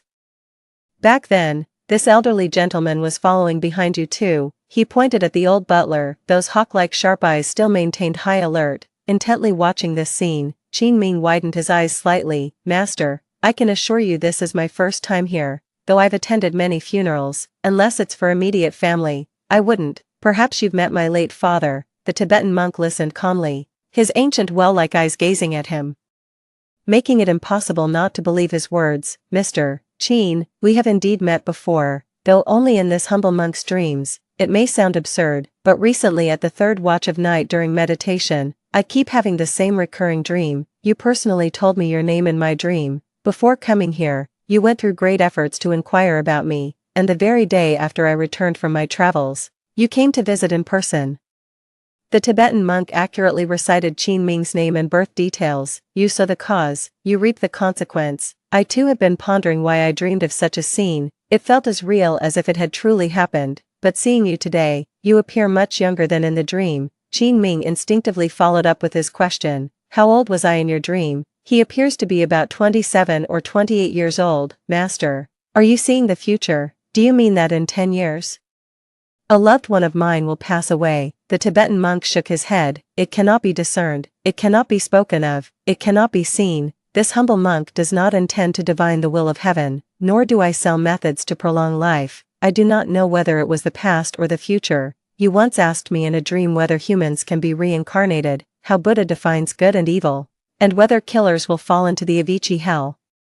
You asked me how much merit the living must accumulate to atone for the sins of the dead and seek heaven's forgiveness. Qin Ming was surprised. In my dream, was I trying to plead for that deceased person to ascend to heaven? The Tibetan monk smiled faintly, his face bearing a rare complexity of expression. No, you said you only wished to beg for an afterlife for that person. Who is that person? Cannot be discerned, cannot be spoken, must not be spoken. The past cannot be undone, but the future can be changed. Though I don't know what the current situation is, since this humble monk has now met you, it means we're still in a state where change is possible. However, Mr. Qin, I must say, no matter how you look at it, this is a dead end, cannot be changed. With that said, this humble monk has matters to attend to and won't take up any more of your time. The Tibetan monk finally pressed his palms together, nodded toward Qin Ming, and turned to leave.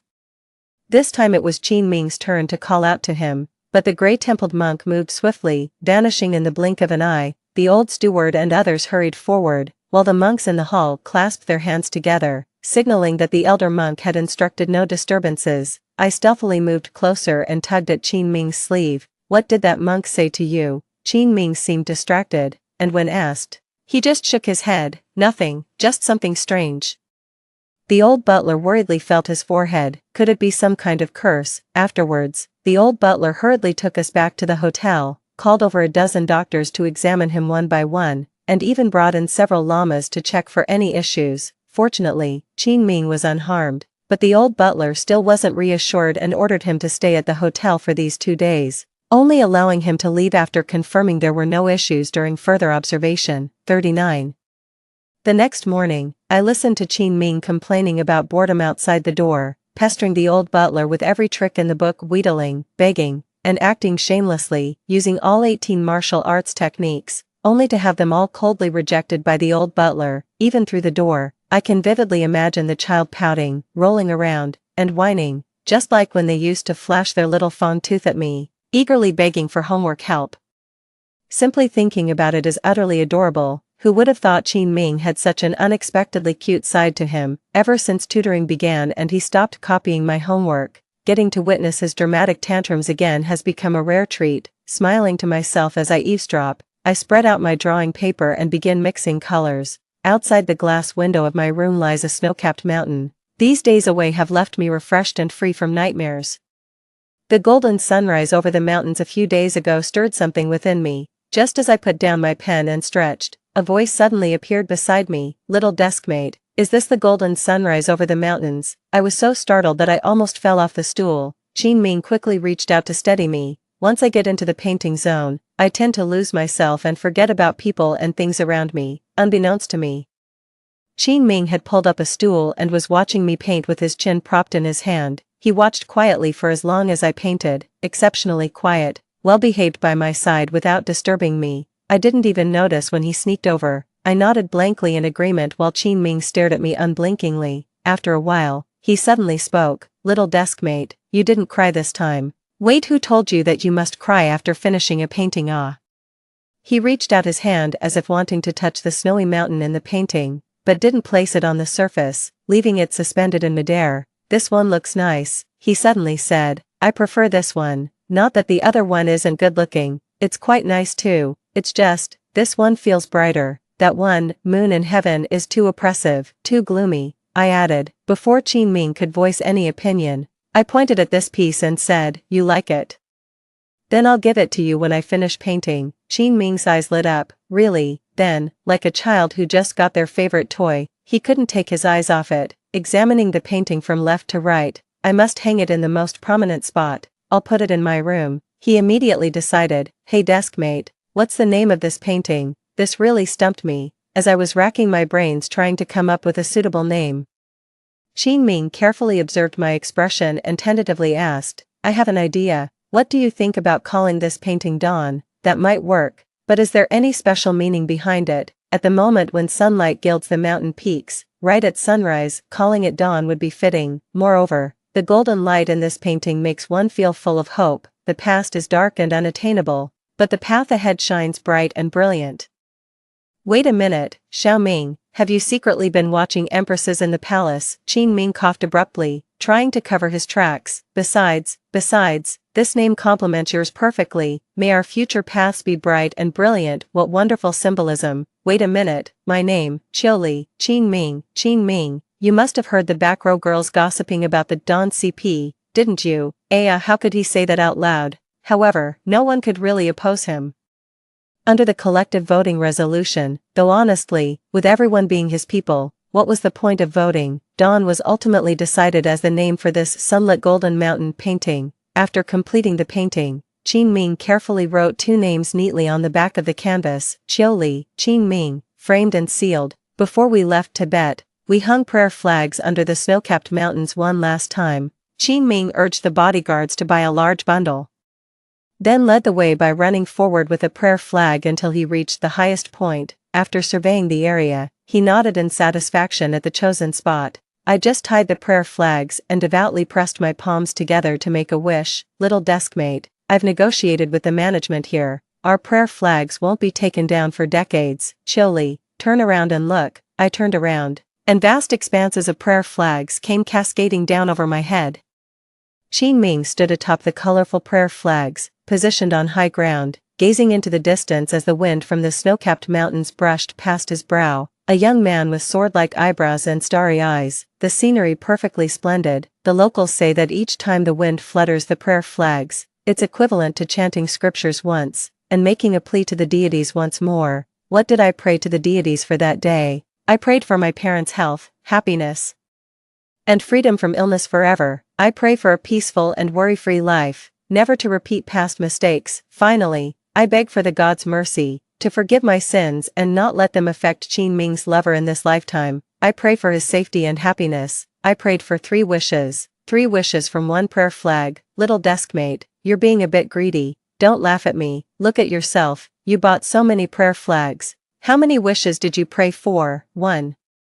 I only prayed for 1 wish. What? So many prayer flags, they're everywhere. You only made 1 wish. Of course I went for the biggest one, I was afraid the deities might not see it otherwise. I only have this 1 wish to make, and this is the only time I'll pray for blessings. 40. After returning, during the remaining half-month, Qin Ming suddenly changed the tutoring plan, saying he would intensively coach me in science subjects. He twirled the pen in his hand, tapped on a major problem, and poked my forehead. Little deskmate, oh little deskmate, this is the 3rd time doing the same type of problem. You, without me in the future. The conversation would always abruptly stop at this point. Qin Ming's smile would instantly fade, and his previously cheerful eyes would suddenly fill with melancholy. My heart ached with bitterness, but I forced a smile and handed him the ruler. Then teach me once more, how do you draw auxiliary lines for this type?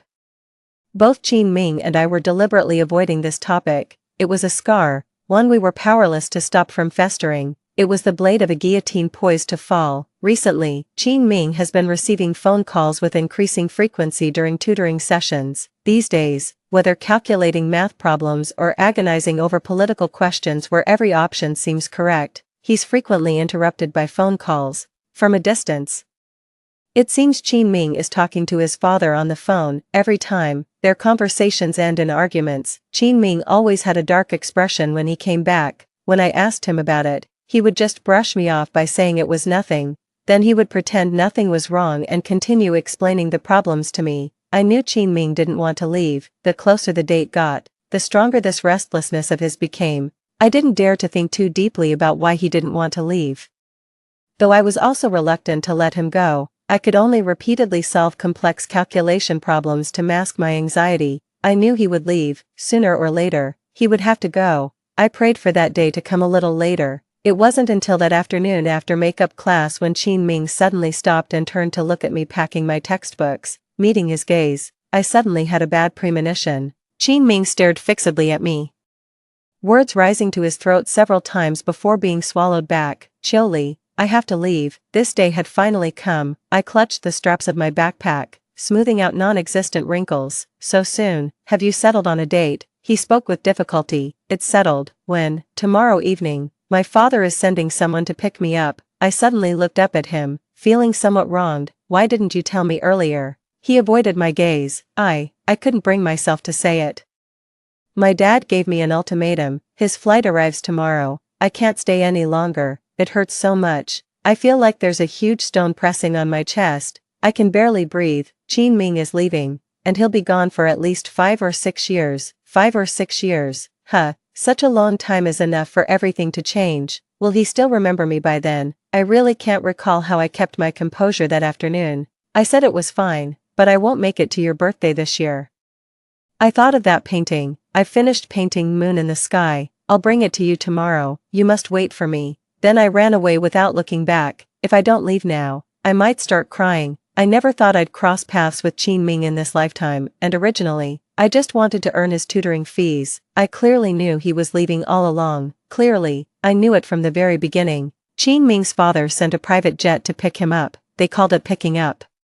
But with all those burly men around him, I think it might have been more like kidnapping. Qin Ming held the picture frame, looking at me earnestly as he repeatedly promised he would definitely return. Little deskmate, wait for me to come back. You must wait for me. With a hoarse voice, I said I would wait, and that he must come back. Before turning away, he secretly slipped me a bank card and a phone. Qin Ming has left. 41. Qin Ming is gone, but life goes on, and studies must continue. As seasons changed and we entered senior year, academic pressure suddenly increased. Deskmates came and went, while stacks of test papers on our desks grew taller and taller. Under high pressure, I've gradually stopped thinking about Qin Ming. There's simply no time. A senior year has truly exhausted me like a dog. The stress has kept me from drawing for so long. Occasionally while solving problems, I lift my head from the books nearly burying my desk, dazedly wondering if my past life was just a dream. The gossip about the liming CP eventually faded into the river of history, as classmates cycled through one rumor after another. No one mentions Qin Ming anymore. Now the gossip on everyone's lips is about Sun Ting and Lin Luoshan. If it weren't for seeing Lin Luoshan looking so miserable, and with classmates spreading rumors left and right with such vivid details, I might have actually believed it. Why you? Stay away from me. Keep your distance. I dodged Lin Luoshan in disgust, keeping at least a meter between us. Come on, Xiaoli, you're not really buying into that nonsense, are you? Lin Luoshan wore a wounded expression. Look at you. Used to follow me around like a puppy when we were kids, and now you won't even acknowledge your big brother. I greeted them amiably. Go to hell. Let's talk business. About what you reminded me last time. I've discovered in the past couple of days, Sun Ting secretly kept 2 of Sun Yanyan's paintings. Lin Luoshan's expression turned serious. There's a lot of art homework, so Sun Yanyan might not have noticed her paintings were withheld, but I carefully examined the 2 pieces Sun Ting submitted for grading. They were Sun Yanyan's earlier practice works. As for the teacher, they were buried at the very bottom. I had to sneak a look. I understood. Sun Ting's father had already colluded with the teachers. I patted him on the shoulder. Classmate Lin, think of a way. Lin Luoshan stroked his chin, lost in thought. I've already warned Sun Yanyan, but with my current capabilities, I still can't stand against Sun Ting. Right now, I don't have any evidence to report either. All we can do is prepare for the worst and leave the rest to fate. Lin Luoshan said not to worry, he would figure something out. It was a rainy night, and I was doing homework in the house. Suddenly, I heard a loud clang from the outer room. A sense of foreboding welled up in my heart, and I hurried out. I went out and saw my mother lying on the ground. Beside her hand was a spilled water cup. 42. I banged loudly on the doors of neighbors upstairs and downstairs. They were woken up angrily and came out, seeing me crying uncontrollably and my mother lying unconscious on the ground with the door wide open.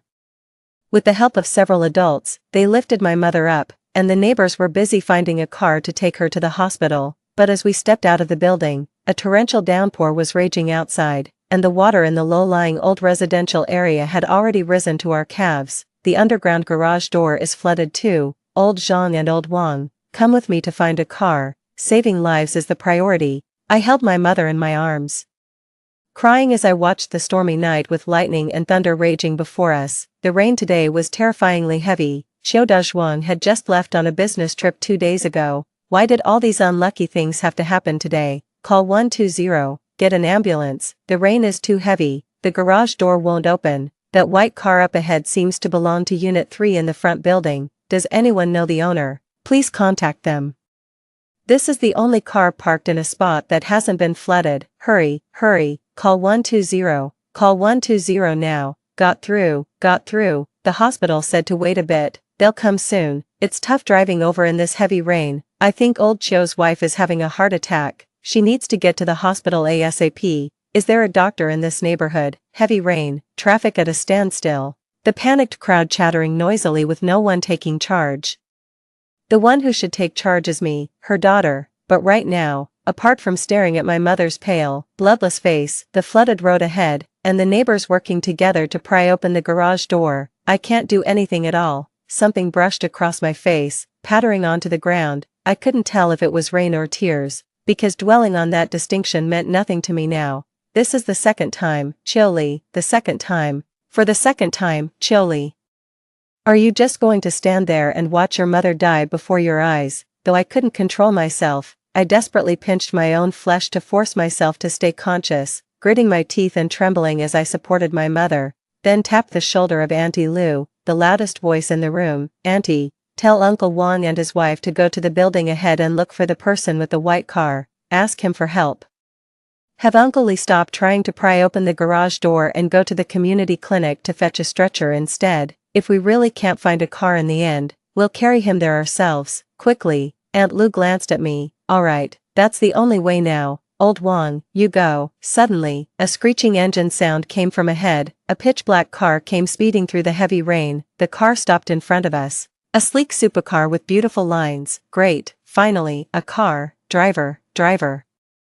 Please help, driver, could you take someone to the hospital? The car window rolled down. When I saw that face clearly, I forgot to speak. It was Qin Ming. His tousled hair was soaked, his eyes bloodshot, staring straight at me. 43. I didn't have time to call out to him. Together with others, we carried my mom into the car, and I quickly got in after her. After some discussion among the neighbors, the uncles and aunts next door volunteered to come with us. Shaoli is just a kid.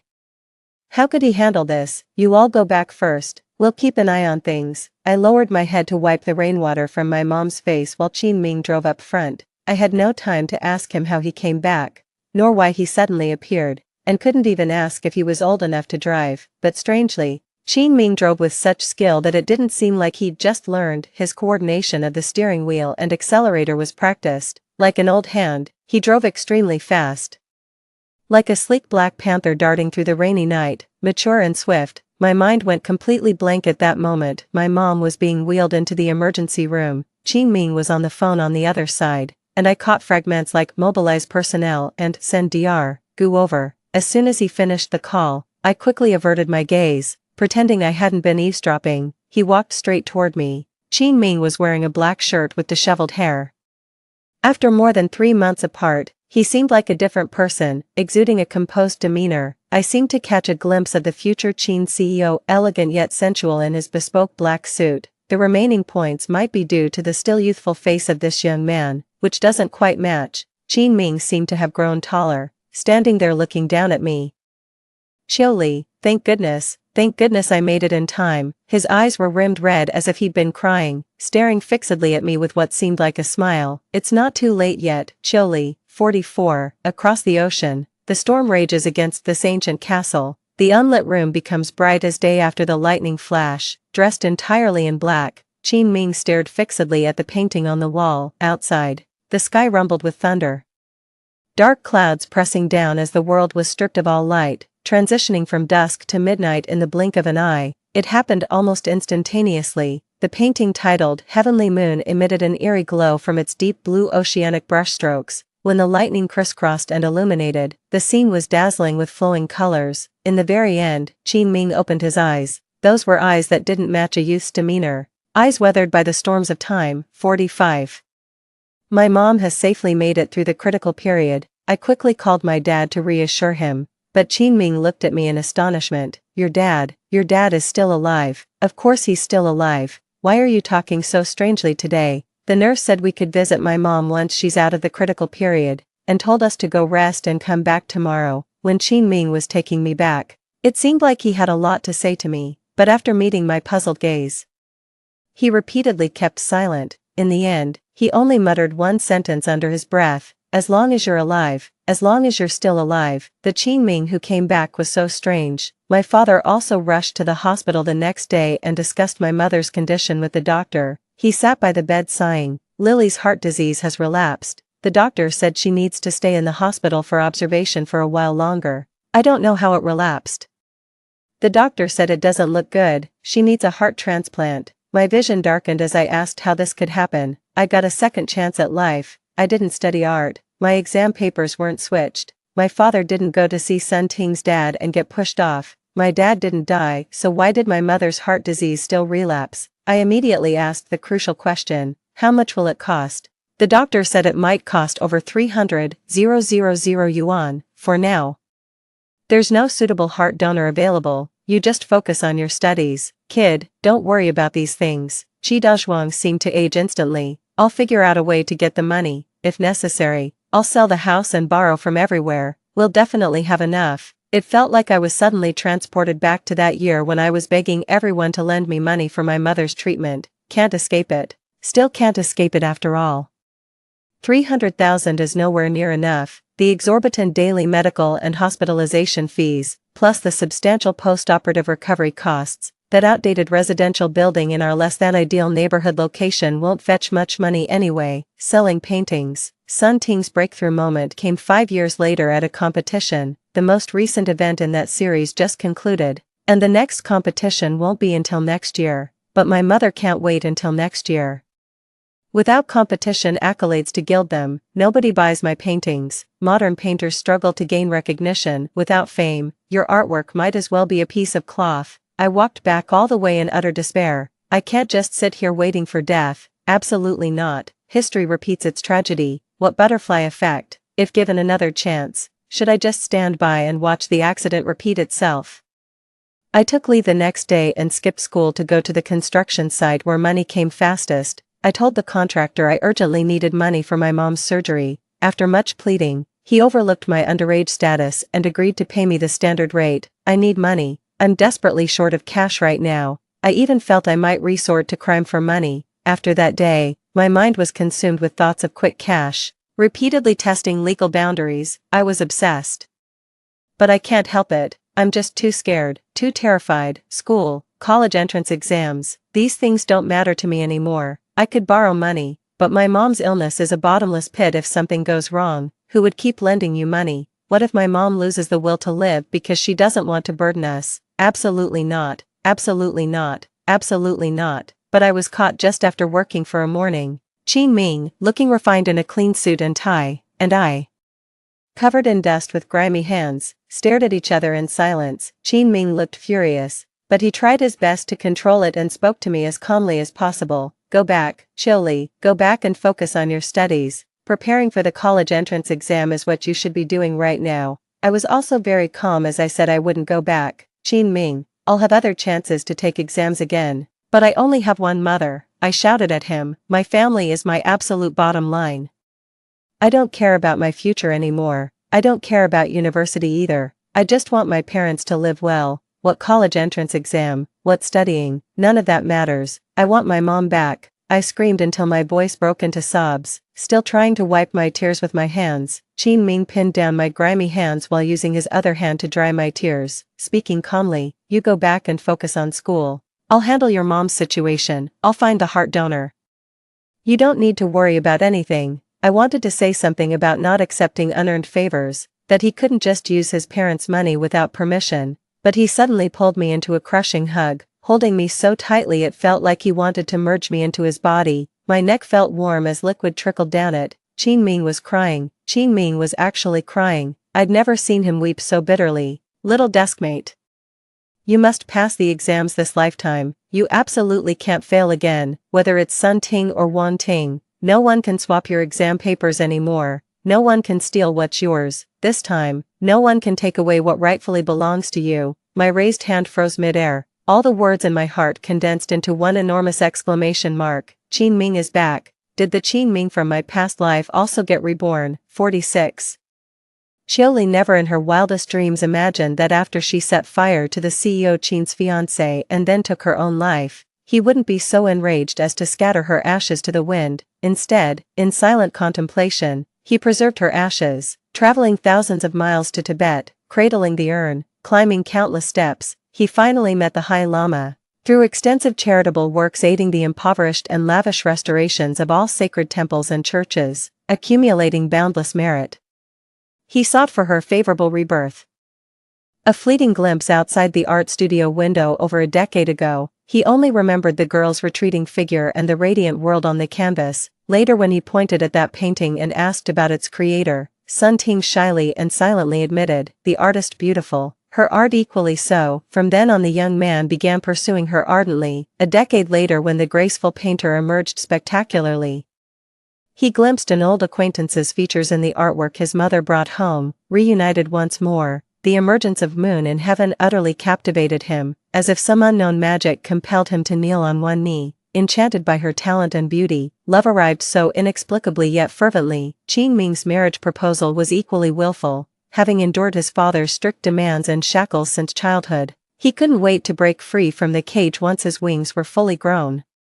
Reuniting with Sun Ting gave him the perfect reason to reject the arranged marriage partner his father had chosen. As the wedding day approached, he once stood before the painting for a long time, gazing at Moon in heaven over and over. For some reason, he found it hard to associate the artwork with Sun Ting. Though he loved that painting, he never really fantasized about Sun Ting wearing a wedding dress for him, but secretly relished seeing his father's furious yet helpless expression.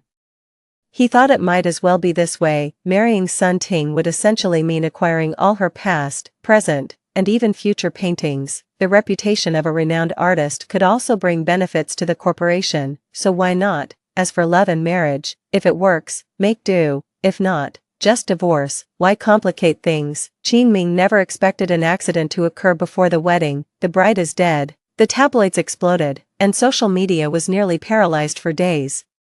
The final blaze burned away revealing the true author to daylight, a grand, earth-shattering reversal, a decade-long imposture culminating in a death tinged with regret. So it was you who created this masterpiece that shocked the world. What a pity that truth and justice arrived too late. On that rainy night, Qin Ming opened his eyes to moon and heaven. Memories from 2 lifetimes intertwined as he collapsed in the ancient castle, burning with fever for 3 days. The moment he woke up, Qin Ming found himself back in his homeland after crossing oceans overnight. He couldn't leave Chioli, his little deskmate, the very deskmate who had met with tragedy the year he left in their past life. Exam papers swapped, art school rejection, father's death, mother's passing. In just half a year, his entire life turned upside down, plummeting into the mud with no chance of recovery. He absolutely must not let Chioli go through this again in her lifetime. Because according to the information he later obtained, in the 10 years after Chioli's parents passed away, she lost everything trying to save her dying mother, ended up homeless living under bridges, got scammed while renting, escaped gang violence. Having lost all hope in life, she took the cheapest labor jobs, suffered workplace injuries on assembly lines, received meager compensation before being laid off, unable to do heavy labor afterwards. She scavenged streets with elderly waste pickers to survive, even fainting from heatstroke on the streets. During what should have been the most beautiful years of a young woman's life, Chioli lived in utter misery and despair. It seemed she no longer wanted to live properly. Meanwhile, the thief struts through the streets, basking in the limelight as the department's belle at the finest art academy, reveling in applause and bouquets. Sun Ting's university life was utterly pampered, a delicate greenhouse flower with countless protectors, doted on by indulgent parents, sheltered from all storms and worries. The world could be so unjust. Frowning over the documents, Qin Ming finally understood how Chioli could have created Moon and Heaven, a work brimming with despair and anguish. In her 5th year, Chioli accidentally encountered the admissions officer from back then, at a tavern. He was boastfully regaling other parents with his heroic feat of swapping exam papers to alter destinies. Overhearing this, her eyes burned with fury. When the crowd dispersed, she cornered him with a liquor bottle in hand. Upon learning the truth of that year, Chioli nearly went mad. By the time she regained consciousness, she had already been taken to the police station. The admissions officer had his head broken by her. And the guilty yet terrified party chose to settle privately before fleeing. Chioli sat through the entire night without sleep, her eyes bloodshot. She had brewed a plan for revenge, applying as a studio assistant, designing a reunion with Sun Ting, creating competition-worthy artwork at the critical moment of the art contest, deliberately letting Sun Ting see it, providing opportunities for theft while feigning ignorance. Repeating the cycle, she elevated Sun Ting to the pantheon. Until the emergence of the masterpiece Moon and Heaven, it was only much later that Qin Ming learned that during his dates with Sun Ting, a gaunt figure had silently followed them several times. What was going through Chioli's empty, lifeless eyes at that moment? Was it confusion about her former classmate being with Sun Ting, or was she thinking about finally being free? No one will ever know. She's dead now. And these things will forever remain unknown.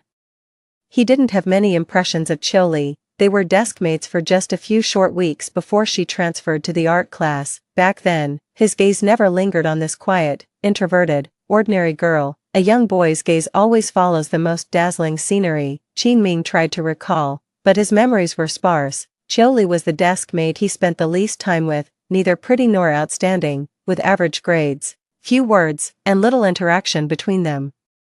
During their first meeting, faced with his excessive teasing and the class's laughter, she only flushed red, clenched her pen tightly, and endured the humiliation without uttering a word. Chioli was utterly ordinary, with nothing particularly memorable about her. How could the unruly young man ever notice her? But the moment he learned the whole truth, he genuinely felt anger for Chioli. All his goodwill towards Sun Ting instantly turned into negative numbers.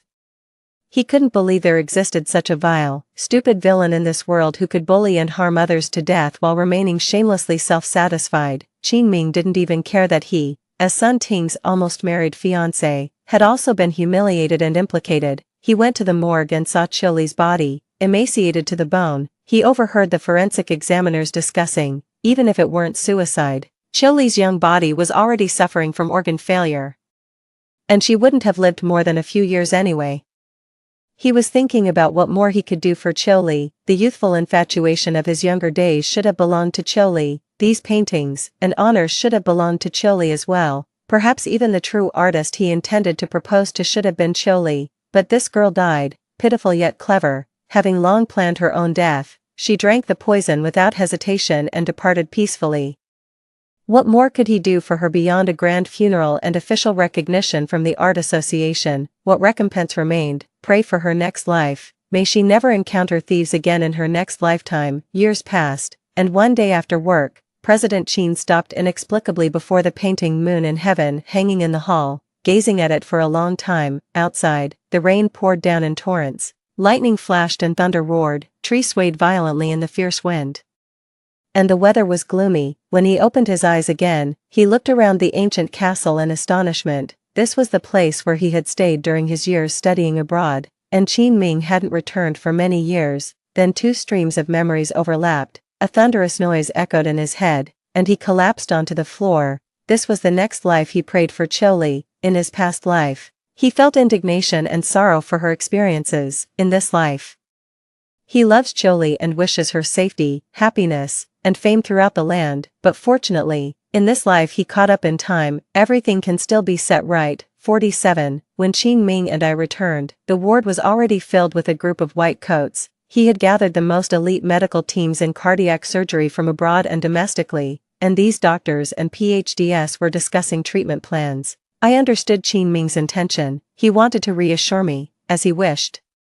I returned to school, but my feelings toward him are quite complicated now. I truly don't know how to treat him. He's not entirely the classmate Xiaoming I once knew, but rather CEO Qin, whose fiancé I killed in our past life. These past few days I've been restless, completely unsure how to interact with Qin Ming, so I've been avoiding him as much as possible. One day after school, when I went to the hospital to visit my mom as usual, I unexpectedly saw Qin Ming inside, talking to her about something. After hesitating for a moment, I still walked in. Mrs. Li quickly beckoned me over. Lying on the hospital bed, she looked much better in complexion. Holding my hand, she gazed gently at Qin Ming. Lily, we really owe Qin Ming a lot these days. While you were at school, this young man kept coming over. You should thank him properly. I looked at Qin Ming. He was completely different from before he left.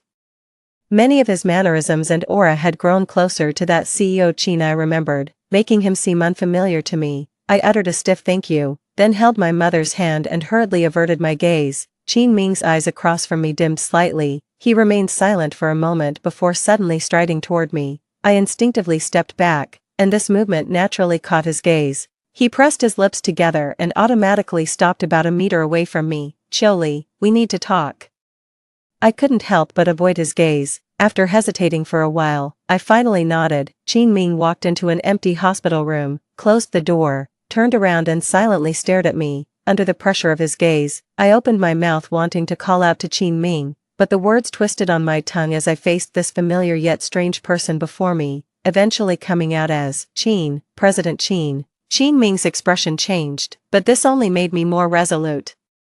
The two people gazing at each other now are no longer the 17-year-old Chiuli and Qin Ming, but rather the 28-year-old Chiuli from their past life, introverted and taciturn, and Qin Ming, the newly appointed president who had already taken the helm of Yuanhong Group. I am familiar with Xiaoming, but President Qin is a stranger to me, utterly unfamiliar. Qin Ming let out a sigh, as if conceding, fine. For now, let me speak to you in this capacity, Chiuli. I neither agreed nor disagreed. The two of us, strangers with memories from past lives who had little contact and left no impression on each other, exchanged some information. President Qin briefly recounted what had happened after my death. Indeed, it followed my plan perfectly, and the revenge was executed beautifully. I confessed that the point at which I reincarnated was just a few days before Qin Ming transferred schools. President Qin nodded in understanding and let out a soft laugh. No wonder. I knew he was referring to the incident where I hit him. I turned my head away somewhat sheepishly. Who told you? Who told you to say such harsh things back then? Qin Ming smiled as he begged for mercy. I was indeed quite unruly in the past. I hope Miss Chiu can forgive this unworthy man, but my little deskmate, that punch you threw back then, Could it have also carried some resentment from our past lives, settling old and new grudges together, when the familiar tone rang out? I was momentarily stunned. It was Qin Ming, yet his voice carried the reminiscence of the adult Qin Ming, leaving me momentarily unable to discern who exactly was standing before me. Only, you're no longer the youth in my heart. I don't like him speaking to me in Qin Ming's tone. President Qin, in my past life I held no grudge against you. I apologize for involving you in my revenge against Sun Ting. This matter had nothing to do with you. Qin Ming's expression momentarily darkened with loneliness. He tilted his head with a bitter smile. As I thought, in that past life, I didn't remember you, and you didn't remember me either. I don't want to reminisce about the past with him. I took 2 steps forward and stared straight at him. President Qin, when did you return? Qin Ming explained the whole story. Moon in heaven. It was actually that painting. I couldn't figure this out, but I did realize one thing. Where has Qin Ming gone? I raised my head, unflinchingly forcing Qin Ming to meet my gaze. Word by word, where did he go? Qin Ming avoided my eyes, turned to pick up a chair and sat down, speaking calmly. Isn't it better that a naive little boy who couldn't resist his father just disappeared? He couldn't even protect you. Chilly, my pupils suddenly dilated. When I came to my senses, my hand was already on Qin Ming's neck. I had him pinned beneath me, yet his face showed no expression at all.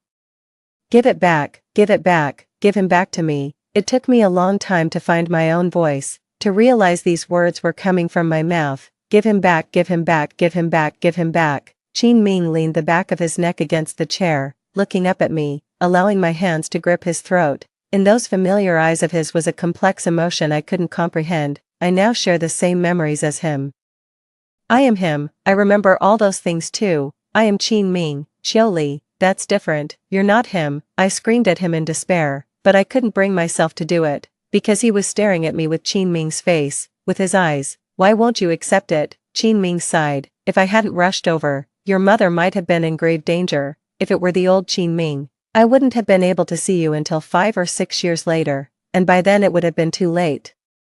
The old Qin Ming was useless. Xiaoli, I turned his face towards me and stared at him intently. I've never felt this way, never, whether it was Sun Ting swapping my exam papers and stealing my artwork, or my mother's heart condition. Those were all my own matters. In my past life, I took revenge with my own hands too. I've never expected others to take full responsibility for my life. Saying that is unfair to Qin Ming. He knew nothing about it, yet he's already done his absolute best.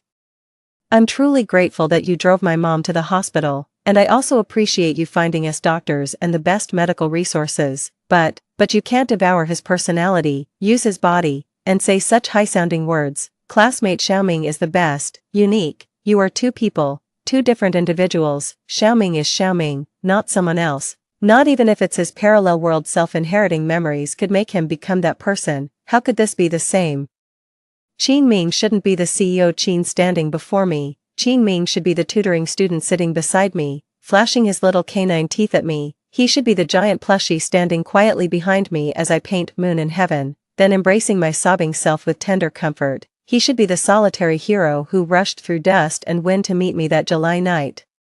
The Tibetan-clad youth who grinned while braiding my hair. He should be the boy beneath the snow-capped mountains who hung prayer flags and scattered lungta for me. But he absolutely shouldn't be the CEO Qin from a past life or parallel world. Even if I inherited his memories, I let go and buried my face in the chair back. The still warm and familiar body beside me now housed a foreign soul. My limbs turned icy. I couldn't feel his warmth anymore.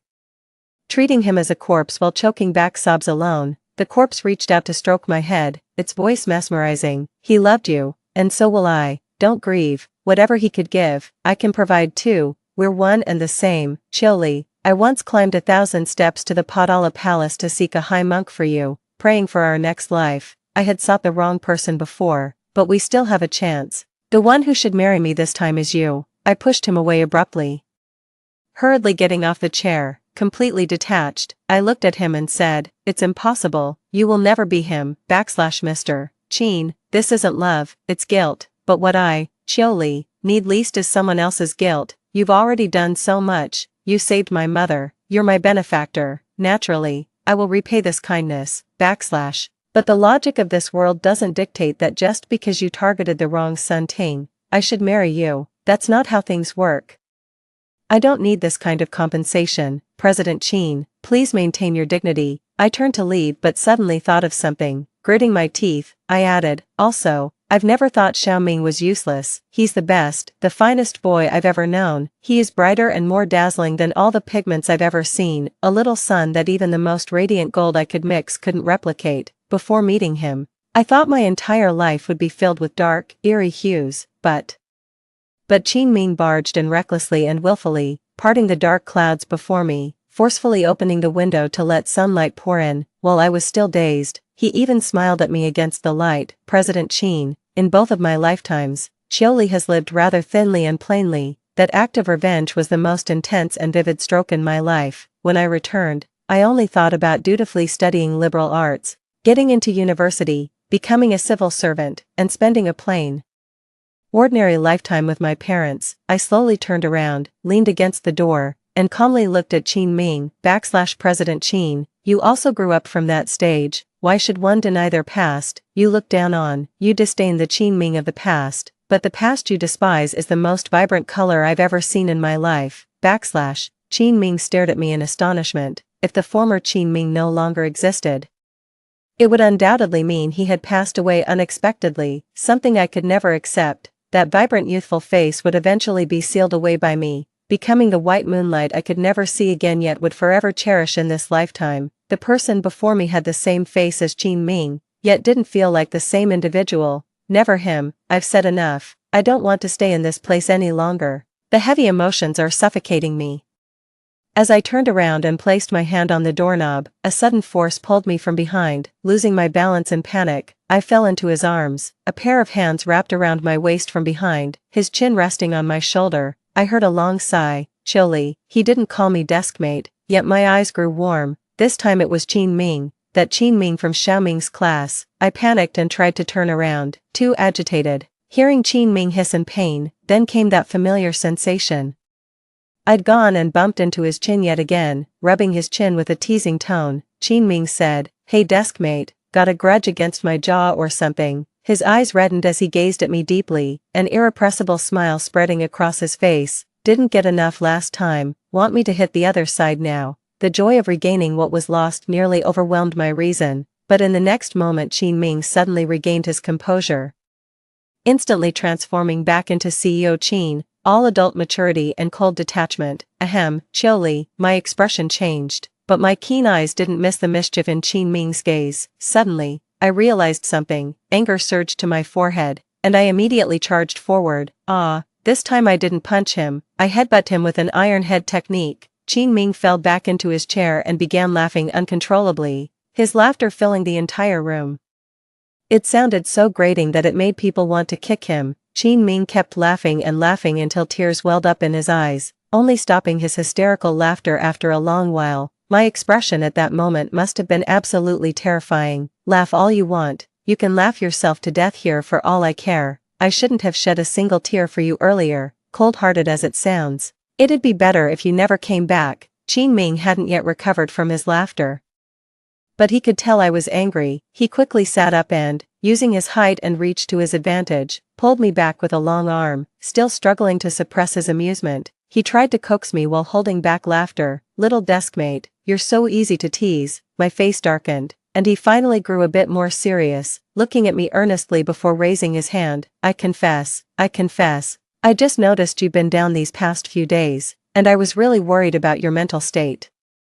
I thought teasing you might help." I glared at him. "You're not joking. You're trying to scare me to death." Unexpectedly, Qin Ming suddenly looked aggrieved, putting on a heartbroken expression. "I never imagined you'd dislike my past self so much. I was hoping we could rekindle our past romance." I wanted to pinch him, but he covered his chin pretending to be fragile, so I pinched his ear instead. "Stop being so narcissistic. If it weren't for Sun Ting marrying you, who would